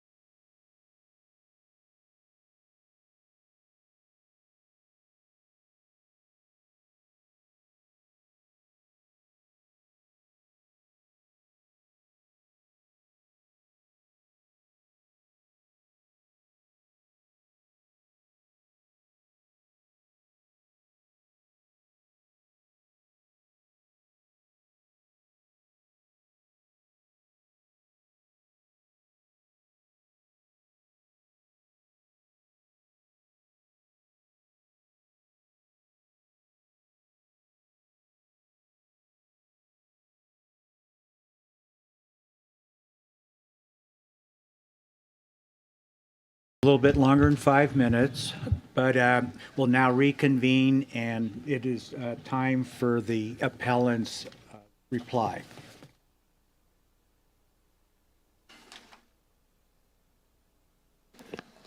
Getting my steps in.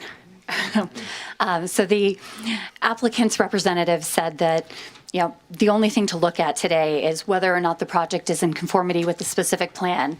And as you heard from appellants, we would say that it is not. And addressing some of the comments by our town staff regarding the noise of users of a project, where it was said that you don't have to consider those, such as in the case of someone who may be blaring their stereo while cleaning their car. The Make You See a Good Neighbor case, the case itself actually held that parties do need to be analyzed, or not that parties, but that the noise, social noise, was a consideration that had to be taken into account.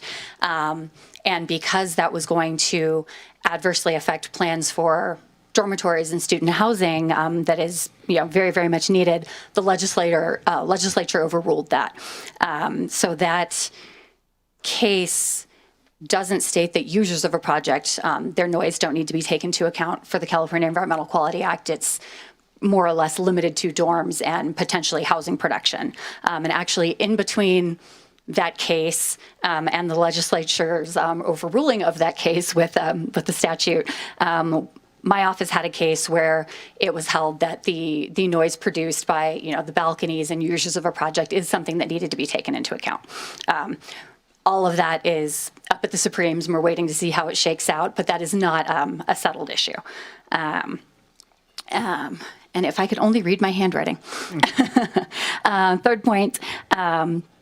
On the substantial evidence standard, which was mentioned, if the association does bring a lawsuit, file a writ, public comments can sometimes be substantial evidence. For technical issues, no. But for non-technical issues, particularly with regard to traffic safety and traffic hazards in areas that people know well and travel frequently, that is an issue where the comments of the public has been found to be substantial evidence that there was a significant impact that needed to be addressed in an EIR. And the case for that was the Keep Our Mountains Quiet versus County of Santa Clara case in 2015. On court deference to studies, that the court will defer to an agency's evidence, but not when a study does not address something or omit something. And then last finding, if the council did not wish to approve the project tonight, as far as the specific findings in Exhibit C to the staff report, there could be a finding regarding the fourth finding, that the project complies with CEQA and the streamlining provision for projects that conform to a specific plan in section 15183. The car wash was not analyzed in the 2004 EIR. There was no car wash there.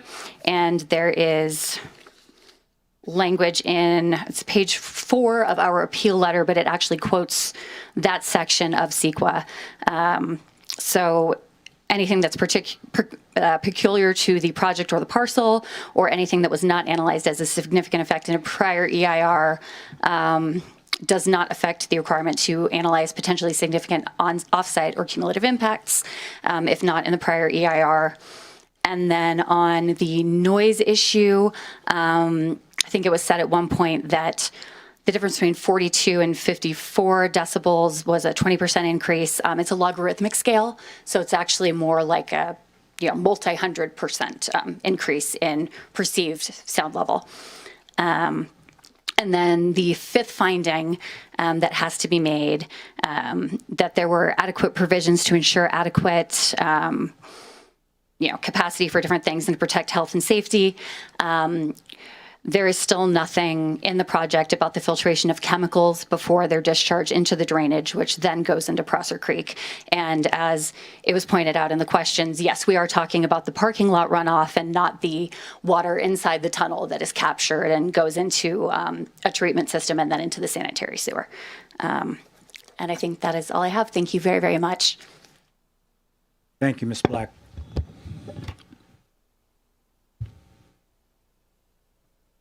Are we ready to move into deliberation? Okay. Okay, and who would like to start? Who has? We can go around a couple times if you just want to throw out some initial thoughts. Sure. I can start. First up, appreciate everybody being here. I know a lot of you in this room have invested a lot of time and energy and thought. And I think we say this on most of our meetings, but know that, I know Yumi said over 30 comments were submitted before too. I know more came in after that. And I'm pretty sure everyone up here, as well as the two that aren't, have read all of your comments. So just to be aware, I do want to put that out there that we have been paying attention and reading through. I think, I always look at opportunities for learning experiences as well. And one thing that I think we want to take away that the appellants have brought up of the question of, did it mean gas station and car wash, or gas station or car wash with the slash? To keep that in mind for future as we're working on plans, ensuring that we are very clear in our language. I just think that's something to note. I really appreciate everyone's support of affordable housing in this room, and the acknowledgement that we've been trying to do what we can to allow our local workforce to live here. So I really, again, appreciate the support here. And I know we will have more projects coming before us in the future, and would encourage folks to come back and support those as well. Just putting that out there because we do know that it's so important to our community. I think, coming back to our decision today, we do need to look at what is allowed in this specific plan. And I think, somebody mentioned what did the specific plan intend? And I am going back to, I see in the specific plan a permitted use that includes a car wash. And I don't know that any of us intended that or thought that that would be the highest and best use. I will be honest, I can't tell you the last time I've washed my car in my driveway or in a car wash. So I don't see that I will be using a business like this, but this is listed as a permitted use in the specific plan. So right off the top, I will say from my reading from staff's detailed notes, from everything that's been provided to us, I do see that this use conforms with the specific plan. I don't know if we want to bounce around, or if you want, I can continue to on some additional thoughts. I think that's a good stopping place. It's a threshold issue that we have to address, and we may as well get that out of the way, if that's okay with you, Councilmember Henderson. Yeah, absolutely. I've just been jotting down some notes as we've been talking. This is really, really challenging. I think everyone in this room tonight probably feels that, both amongst the applicant and the appellant. And I think you probably can tell by just the volume of questions that we have asked here this evening that we feel that conflict as well. It's very much present. There's certainly a community outpouring of negative sentiment toward this proposed project. I don't doubt that there are also people who would be in support of the project, to your point, but we didn't receive public comment reflecting that. Personally, I really want to see projects that our community wants. I want to see projects that Truckee wants, and I want to see projects that benefit our local community and our local economy. You've heard tonight that the community, at least those who came to express their views, don't want this project. We're in a really tough place because, to Councilmember Romack's point, this is an allowable use in the specific plan. The proposed project complies with that specific plan. It also complies with all of the development code, and I can tell you that is quite substantial. And the project has gone through iterations and compromised on some of the conditions of approval, some of which we heard this evening. I think there are a lot of different viewpoints related to the specific plan's intention, outreach that occurred or didn't occur throughout the life cycle of this project. I certainly can't really weigh in on that. I I would like to just, I guess, kind of add on to your comment, the recognition and support in this room around affordable housing and workforce housing, the comments made about supporting the town's adopted climate goals related to transportation, having less cars on the road, things like that. At the town and throughout the community, we've worked really hard to lay out those goals. We adopted a general plan for Truckee 2040 not that long ago, just last year. We had 180 plus public meetings with people coming and commenting at all of those meetings to weigh in on that plan and to develop those goals, to move those policies forward. So that was a tremendous undertaking from the community to weigh in on what they want to see in Truckee. I can't say that this project directly supports those goals. We've sort of heard why and why not, but it's also, and I think our legal counsel may provide a comment or two on this. It's not our job to say if it's a good project or a bad project. There are times where I wish it was, but the job that we have and what we can deliberate on legally is whether the findings can be made for this specific project.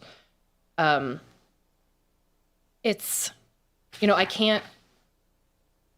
can't say that this project doesn't meet all of our town's adopted standards and requirements. And those are requirements that we as a community have coalesced around. Every time we do a development code update, for example, it comes to council and the public has an opportunity to weigh in on that. And those are standards that we've aligned around as a community for our developers, for applicants. It'd be really unfair of me and of this council to stand up here tonight and try to institute new regulations or requirements to hold projects up. That would have repercussions that would echo well beyond the conversation tonight and well beyond this specific project. So the threshold, I guess, my sentiment aligns with the members of the community who have come out tonight, who are not very happy about this project. And I also can't say that we can't make the findings based on all of the evidence that has been presented. I'm going to stop there. I have some more comments I can probably go into, and maybe we want to talk about any conditions of approval, but I'll pause there. Okay. I'm in accord with what my fellow council members just said, and I think it was Pamela Dickerman who best expressed among all the comments how I feel about it. She wrote at the very end of her comment, "We've been waiting a long time, and it is sad that a car wash is the first thing that we can use in the new village." How ironic. I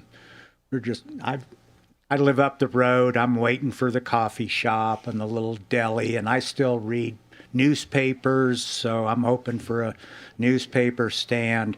And I've been waiting since 2000, since this specific plan was adopted for those things to show up.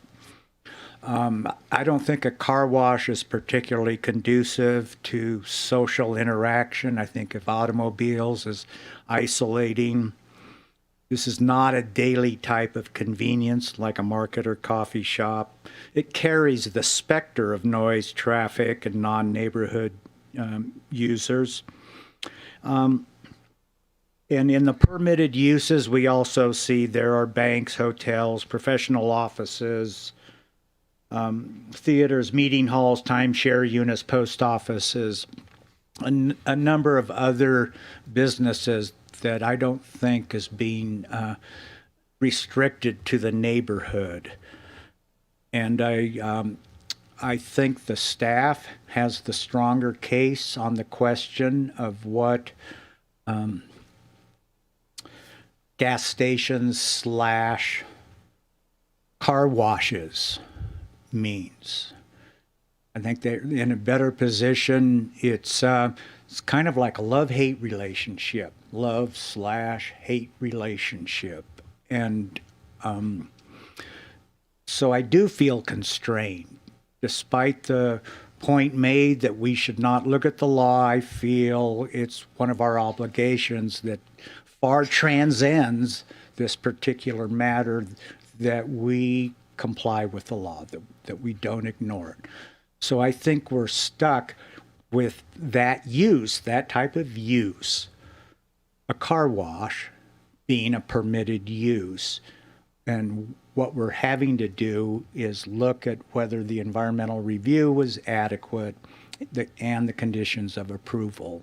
And I am comfortable with the findings. So I don't know if either of you have any thoughts on the environmental part of the issue, whether the environmental work was adequate. Can I ask one follow-up question about the EIR? Probably, I guess, for staff. I know that, so EIRs, often in place for many, many years, decades even, and they don't expire exactly, right? And what would trigger the need for a new EIR? I think what I've heard is, the baseline data hasn't really changed. The original population growth projections done back in, what was the year again? 2004, were actually less than those initial projections. Same with, I think, cars on the road. So has any of the baseline data or conditions changed sufficiently such that it would trigger the need for a new EIR? What would those things be? We have not seen the baseline conditions, sufficient baseline conditions change that would require undertaking a new EIR or further environmental review. Or the issue, your question that you're posing is interesting because I hate to speculate about how you would, you could possibly, make that finding. But the conditions such as you discover an endangered species at the specific site location, or it's been designated in the interim. Suppose your EIR was on the books for 45 years and it became a historic resource, that would be a change. Or if there's something if there are cumulative impacts unique to the site that you didn't think about during your actual EIR, but I'll just cut to the chase. Say the baseline question is there substantial evidence of a change that was not before the decision maker when the EIR was adopted at the time? Information that's new that they couldn't have known. And we think the answer is no. We don't think that there are any significantly changed conditions such that a new EIR would be warranted. And I will point out that CEQA, it not only discourages doing unnecessary environmental review, but there are cases indicating that doing environmental review where none is really required is prohibited. So you do what CEQA says you have to do and no more. And if I could just add specifically to that very fine point, the case just came out this year. It was Hilltop Group v. County of San Diego, which involved a substantially similar circumstance where the decision of the Planning Commission was being appealed to the county board, and the project was uniformly loathed by every speaker there. The board overturned the approval of the Planning Commission, and the applicant brought challenge, and the applicant prevailed. The takeaway there, I've directed to you on page 23, staff response number 5A. And that's specific to this exemption that applies here once CEQA EIR, CEQA 15183. A new EIR project approval shall not require additional environmental review except as might be necessary to examine whether there are project-specific significant effects which are peculiar to the project or site. The one thing that we get from that case is the shall. That, I know that the appellants here are asking us to do more environmental review, and that's specifically foreclosed by this brand new case called Hilltop. Thank you for that. And Andy, as the town attorney, could you also just weigh in? I know you said it, but I think it was pretty quick early on, just, sort of why we're constrained, why we can't deliberate on whether projects are good or bad. It really is about, can we make the findings that it's in, it conforms to XYZ? Sure, happy to. So the council's role, broadly speaking, is to establish policy for the town. And you do that in a number of ways. You establish rules, you establish policies, you establish lists of permitted land uses, you adopt the general plan, you adopt zoning. And once you've made some of those decisions, you then need to make further decisions that are consistent with those rules or policies or lists of approved uses that you've previously made. And it's not that any council decisions are set in stone. It's not that you can't change your mind. You can come up with new rules. However, there's a way to do that. You can't do that on the fly in the middle of considering a project. If you want to change the allowable land uses in the specific plan, if you want to change zoning, if you want to change noise standards or traffic thresholds of significance, there's a way to do that, but you don't do it in the middle of considering a project. So the council gets to make rules, and then it has to live by the rules. And there's a constitutional requirement in both the federal and state constitutions of due process. People need to be treated in accordance with the rules that you've established, because our legal system and the Constitution doesn't want there to be favoritism. It shouldn't be that when you come before a government agency, you're kind of rolling the dice and hoping for the best. You want people in the government to be applying standards that you can see. You want to know what the standards are, and you want to know that they're being applied, rather than people making decisions based on personal feelings rather than objective standards. And there is a degree of subjectivity in some cases, especially when it comes to design review, but the council needs to apply the standards that you've previously adopted. And I'm not dictating to you how you need to decide. I'm just saying that once you adopt standards and rules, you need to apply those. And if you want to change them, there's a way to do that, but it's not during the middle of consideration of an application. Thank you both. Along the So line, sorry to go back to questions. Along the lines that you're asking about a baseline, that's why in the council questions and answers that are in the record, I posed questions about whether housing growth had exceeded the forecast, population growth had exceeded the forecast, household size exceeded the forecast. Those were all in the negative. Despite the perception that I share that there's been tremendous growth, it's actually been less than what was forecast and less than the numbers used in the EIR. So that goes to your point. You want to pick up on your next line, or should we go to Lindsay? No, I guess I did want to ask if there were amongst my fellow council members any other additional, thoughts on the conditions of approval. You're comfortable with them, and or any additional ones that you had contemplated. Yeah, I appreciated Councilmember Henderson earlier, you bringing up the question around operation hours. That was one that struck me too, and to the concerns around it being close to houses, and if it's allowed till sunset, which is 9 o'clock at night in June, is that appropriate for a neighborhood? And would that be something that, we suggest to be earlier?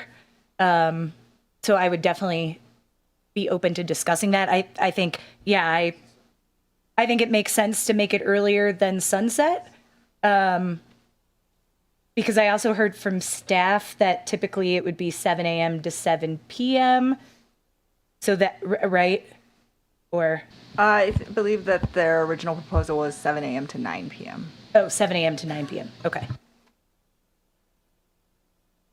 I do understand we are weighing it. If we set a time, that means it could be open later in the winter, because we know sunset is earlier. So that's just one thing to consider. But it seems like summertime is when most of us have our windows open, and it would be more impactful potentially in going later in the summertime when it's lighter later. So proposing an earlier closing time.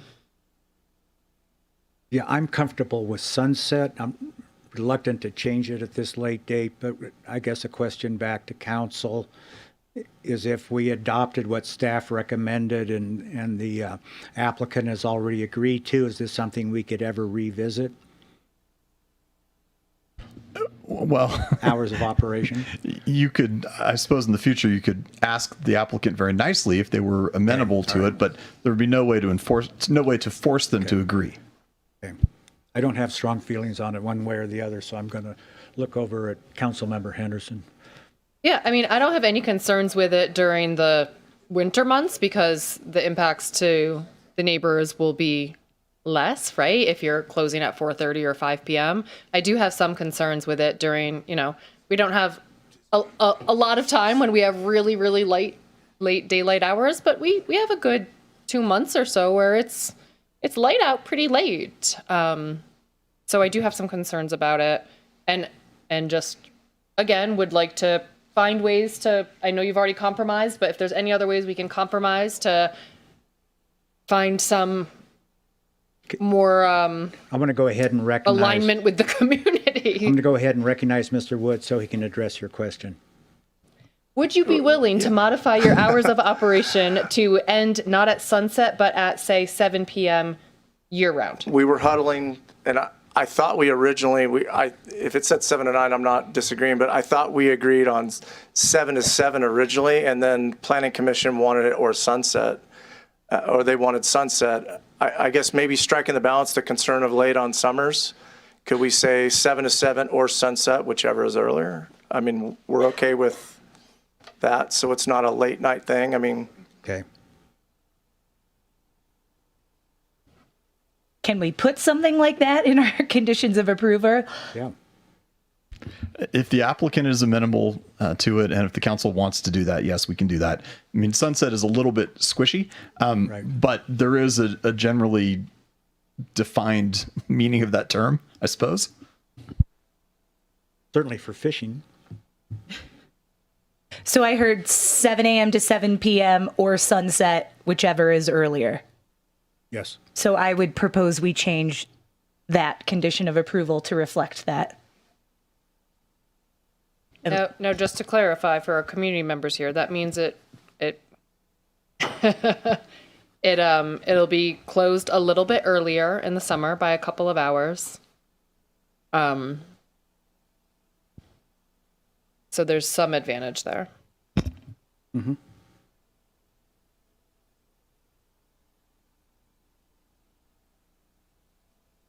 So it closes at 7 p.m. or sunset, whichever is earlier. Yeah, whichever is earlier. I'm amenable to that. Okay. Thank you for your willingness to compromise. Okay, on the environmental impacts, I went through noise, traffic, and water quality. That seems to be where the focus is. And I'm persuaded by staff's presentation and the expert work in the record that backs up what staff said on all three of those items. I was also concerned about visibility. I think the applicant has done a sufficient job of screening the project, so it's not going to be visually objectionable to the neighbors, and that was certainly one of my additional concerns. I'll just weigh in and say I had some concerns on noise as well. I do kind of put that in the context though of, projects aren't expected to take cumulative impacts from other projects and systems, right? So for example, the airport traffic that was brought up, this project isn't expected to take those cumulative impacts on noise. Yeah, I would agree with you, Vice Mayor Zabriskie. I definitely understand the concerns raised by community members, but again, I think affirmed by all the work that was done, the additional work, including the additional traffic counts. I appreciate the clarification on what would have triggered a different look and how it would have to be more than doubly exceeding what is being proposed. So, yeah, I can support the findings related to the EIR. One other thing I want to mention that applies to it generally, Mr. Wood touched on the fact that millions of dollars worth of conditions were satisfied in the way of bike paths and dedicated land for recreational and open use. It's part of the reason the residents of Gray's Crossing enjoy living there so much. That didn't just happen. That was something the developer gave up in order to get something else. And so the irony is, by getting all the good stuff up front and then finding out we're faced with what we consider bad stuff later on, we feel cheated, but it's not the case. We just lucked out and got the good stuff ahead of the bad, for those of you who think of it as bad. So I just have a few final comments, I guess I would say. I said this before. I certainly, I feel for everything that you all are saying in your public comments. I truly do. I know that you're disappointed. I know that this isn't the outcome that you want. I hope you can see that, by the 3.5 hours in almost, we've really thoroughly investigated alternative pathways, whether there are ways to do more environmental review. The conditions haven't changed to warrant that. To the town attorney's point, we can come up with new rules, but we cannot do that in the midst of considering a project. So again, I know it's not the outcome you want. I absolutely understand that. I also want projects that our community wants, but we are constrained within this deliberation. That is the reality of working within the policies that council has set, and council going back, years and years and years. So I'm just going to wrap up and say I can make the findings. I thank the applicants for all of their time. I know it's not a small amount of time, energy, resources to invest in putting forth a project and bringing it forward like this. And I'm really grateful that so many of our community members showed up and so many submitted public comment in advance. And I would just say that if when you care about these type of issues, it shows. I encourage you to keep showing up, just like you all did tonight. When the Planning Commission or the council talks about specific plans, general plans, development code amendments, which are lengthy, often not very exciting conversations, but as you can see, they have really, really big impacts for what happens in our town. So again, I'm just going to pause and say that that I can make the findings to uphold the Planning Commission's decision. Pull up the staff's recommendation. And would anyone like to make a motion? I will move that we adopt Resolution 2024-12, taking the following actions based on the recommended findings and subject to the recommended conditions of approval. Determine the project to be exempt from CEQA pursuant to Public Resources Code Section 21083-3 and State CEQA Guidelines Section 15183. Uphold the decision of the Planning Commission approving the Village at Grays Crossing Car Wash. Deny the appeal of the Planning Commission's decision to approve the Village at Grays Crossing Car Wash, and approve the project amendment to the development permit. With hours of operation amended to 7 a.m. to 7 p.m. or sunset, whichever is earlier. Thank you for putting the slide up, Yumi. I will second. All those in favor? Aye. Opposed? No opposition? Okay, we're going to move on to the next agenda item, if that's dark skies. Wherever dark skies is, that's where we're going. Okay, staff report.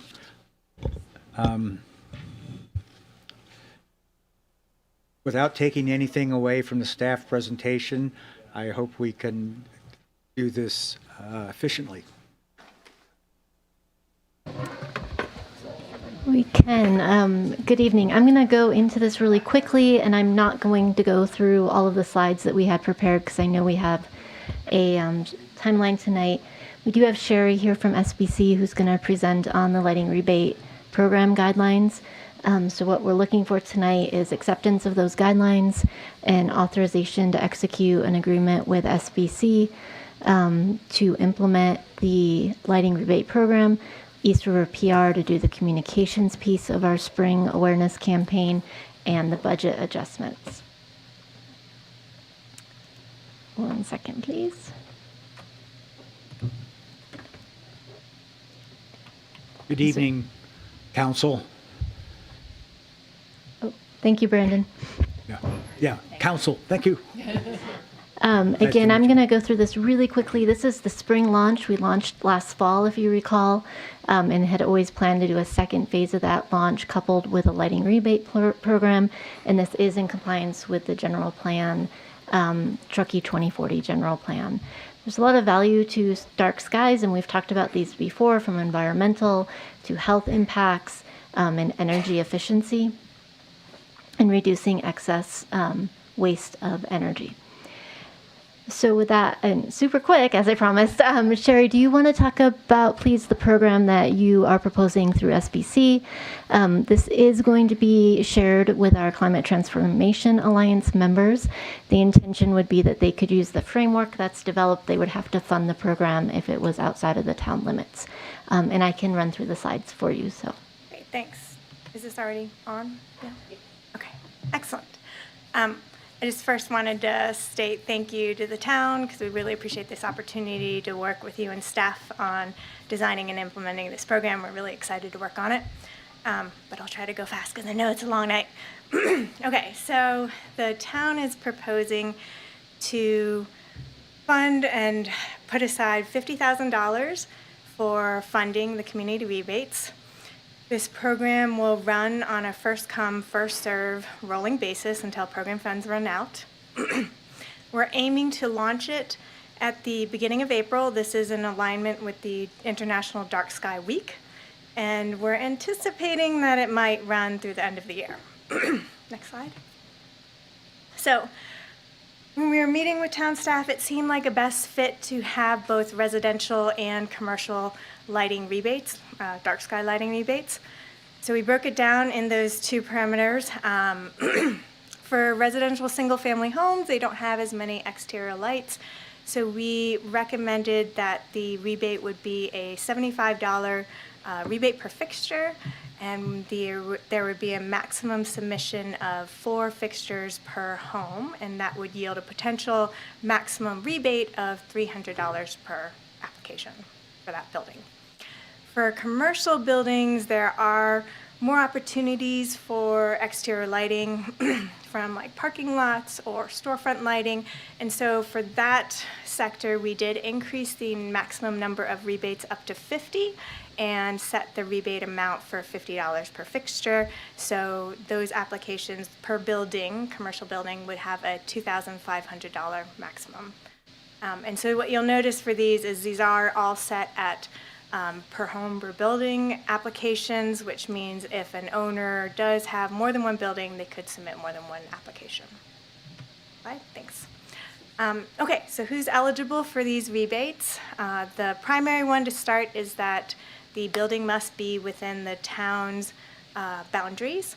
And so that does mean we are going to ask the applicant to submit some sort of proof of residency or business or agency ownership of that town Truckee location that's going to be retrofitted for the lighting.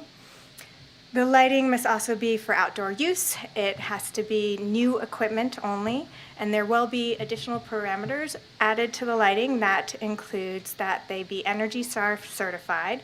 This will ensure that they are energy efficient lighting. This is in alignment with the town's and Climate Transformation Alliance's greenhouse gas reduction goals. We also want the lights to meet the town's lighting ordinance requirements and be compliant with the dark sky lighting guidelines. So this includes restricting the amount of upward light that a fixture can give off. This includes warm tone lights. So I think dark sky has a requirement where lights can't exceed 300 Kelvin for color temperature, and also that they reduce glare and also reduce overlighting circumstances. So the last application requirement is that we'll ask all applicants to send in a receipt as proof of purchase and a photo of the installation of any dark sky energy efficient lighting equipment that they install. Right, so at the program's completion, we're going to pull together all the performance metrics for it, and that will include the total number of and the total amount of rebates that we issue, as well as the total number of lights that are retrofitted. So from those retrofitted lights, we'll be able to calculate the amount of energy saved, as well as the amount of greenhouse gas emissions that were reduced throughout the life of the program. And that's it. Trying to be short and sweet for you guys. Thank you. Any questions? Can you stay up there and see if there's any questions? And just to elaborate a little bit on the education awareness campaign, if you recall in the fall, we hosted a moonlit tour. This spring, we're proposing a photo competition along with potentially a workshop. The western part of the county is interested in participating in that as well. And the purpose is really to get people outside and engaging and interacting with the night sky so they can appreciate the beauty of it as well as the benefits. And so with that, we have the proposed recommendations. I didn't mean to cut you off. That's okay. Sorry. It's happened before. It's happened before. It won't be the last time either. Okay, wonderful. I'm so excited. I think you all know I'm really excited about our work around night skies. Couple quick questions. What about residential multifamily? I know you said residential single family. Yeah, brilliant. I'm so glad you thought about that because I was thinking through this when I did the presentation, and I was going to talk to Jen to recommend that those fall under the commercial sector so we have it both and they have the same type of rebates because I realized they would have more exterior lighting. So I was going to recommend that later to Jen. But yes, I do think that was a sector that we didn't consider when we were pulling together a recommendation. So maybe we talk about that in deliberation because I just want to flag that like a 2 to 4 unit complex is really, really different than like a 24 unit complex. So commercial versus residential. True. I have some thoughts. Why are we limiting to 4 fixtures per home? I assume the intention is to ensure that we're getting a broad coverage of homes. That said, if a home has 6 non-compliant lights and they want to switch them all out, I'd rather they do that compared to having 4 that are compliant and 2 that still aren't compliant. So how'd we get to 4? It's a great question. We did the research based on existing programs, and a lot of them did just try to cap it, I think exactly for the reason that you said, which is to spread the money further around to many more homes. Understanding that if a homeowner might elect to change these fixtures, they might decide to do all of them and just collect the rebates for what the allotment is set at. I think it's really up to the town's discretion on how you feel comfortable and how you want to set those maximums, and there isn't really an exact science to it. What's the average number of exterior lights that a single family residence has in Truckee? It's $1 million question. I don't have the answer for you. I was just counting mine in my head. Right? Yeah, exactly. And then last question. So to navigate the massive numbers and types of fixtures on the market is really, really complicated. And I say that working in the energy efficiency space and have done work on interior and exterior lighting. Will we have a list of pre-approved fixtures, and maybe it's not every single fixture, and if a customer finds another one that they want and it is in compliance, then that's fine, but just a starting place for customers, like here's the top fixtures that meet this, make it super easy for you to create that like really seamless, frictionless customer experience. Yeah, I was thinking through this exact same question. See, we're aligned. So Dark Sky, International Dark Sky does have a products list. The issue with it is that it doesn't have only energy efficient products on it. It has a lot of conventional lighting that are less than energy efficient. And they don't have necessarily an easy way to filter out for Energy Star. You can filter for LEDs. So I do think we're trying to work around that parameters. You also have an Energy Star approved list as well that we can have customers go through. So I think we're going to filter all of that and try to create that seamless environment for the applicants so that they're not lost in what are the different products and how do we make sure we're buying something that's actually eligible. Right. It'll also make processing of rebates more efficient. Yeah, we are using Resolve Rebates, which is a software AI platform that will integrate well and try to help us with the QA/QC of is the applicant qualified, are the lighting products they're submitting qualified. Thank you. Appreciate that question.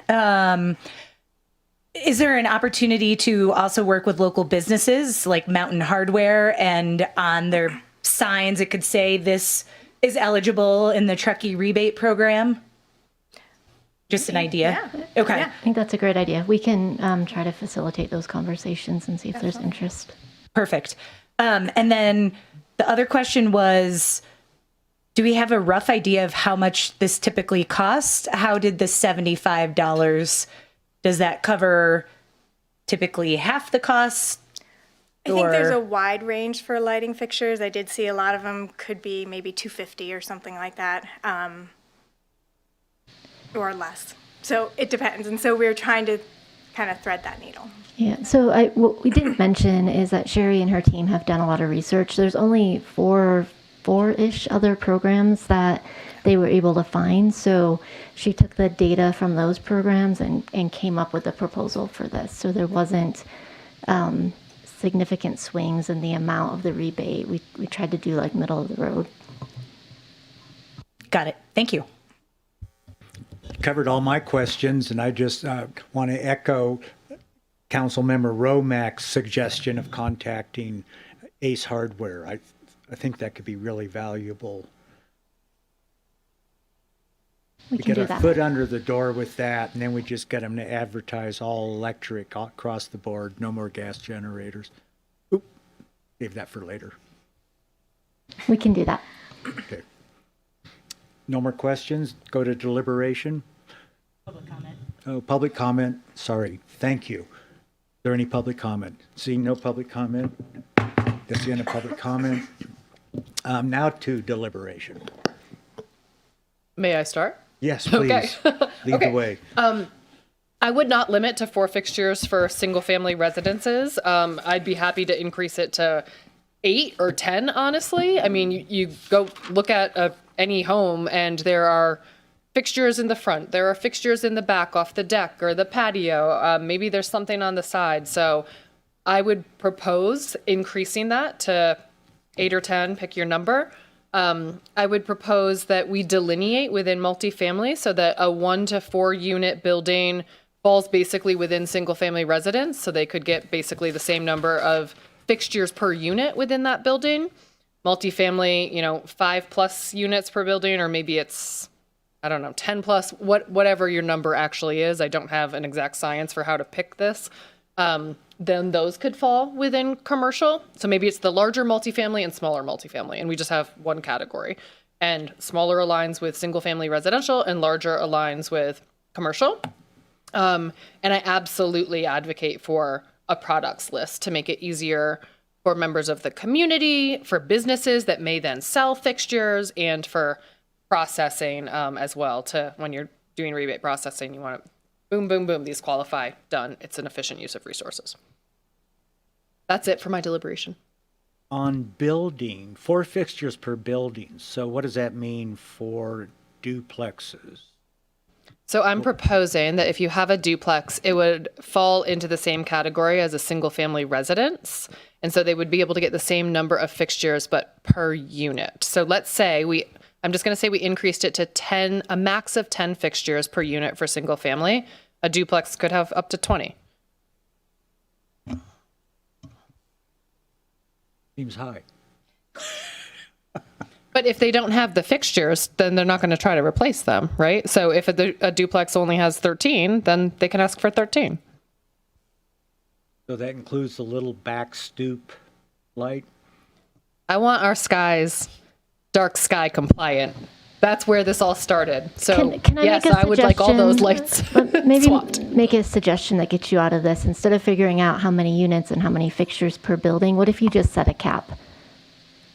So each property, whether it's a single family or a duplex, is eligible for a $1,000 max. If it's commercial, $2,500 max, or whatever your number is. But then we're not trying to delineate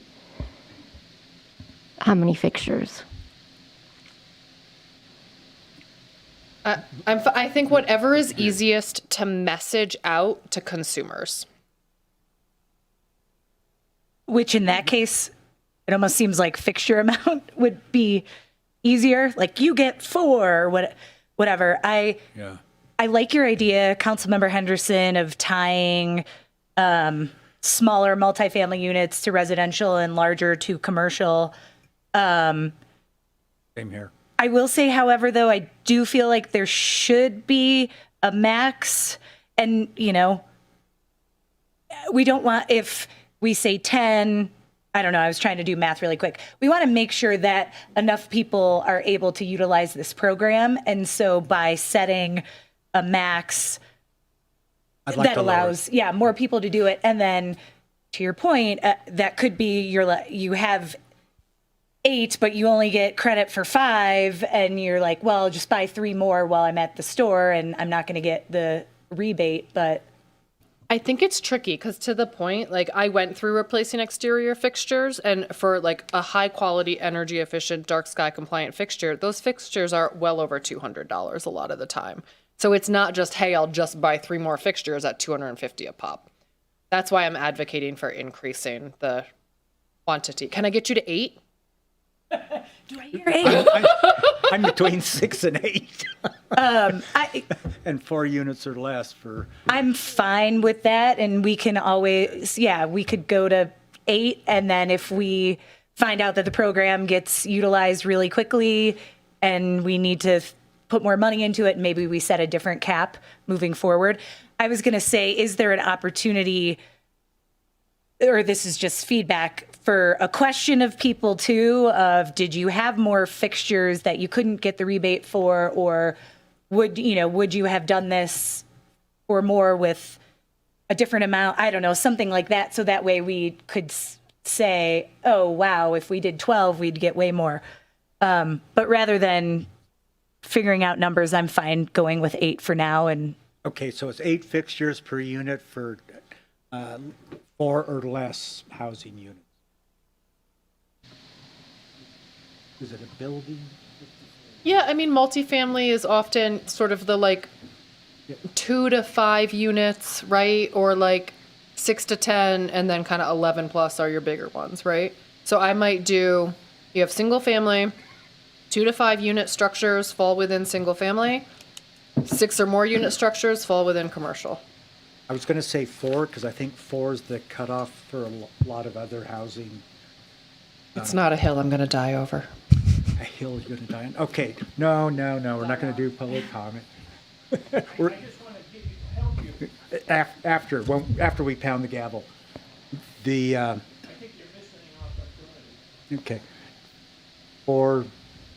Okay. 6 units, maximum of 8 bulbs, or 8 fixtures. Okay. Are we agreed on that? Yeah, sorry, Mr. Ferrota, we closed public comment. Okay. Great. Stick around. Okay, so I'm hearing you're fine with the rebate amounts. We're doing up to 8 units for residential units, single family homes, and 4 units or less in multifamily. And then for larger and commercial projects, or 6 units or more for multifamily, we're at the $50 per fixture.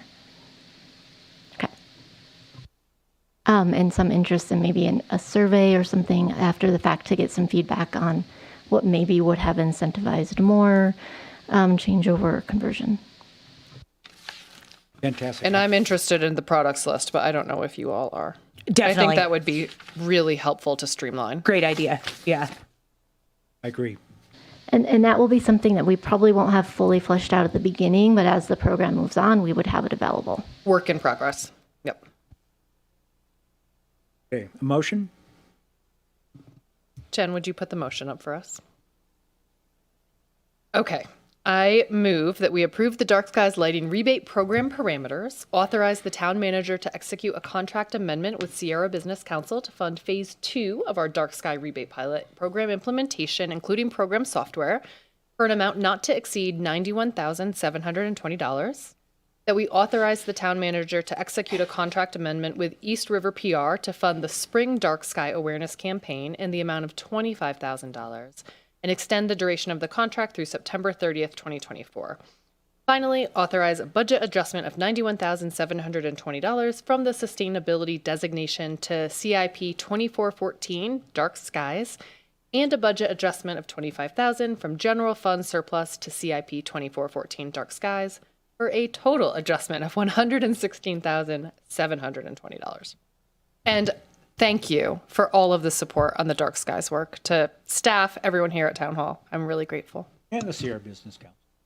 I said everyone. Oh, everyone. Okay. I will second that motion. All in favor? Aye. Any opposed? No opposed. Passes unanimously. Okay, we're going to continue the two other remaining discussion items to the next regularly scheduled meeting. Do I need to add anything else, council? Nope. Nope, that's enough. Okay. And with that, the meeting's adjourned. Great job. Thank you.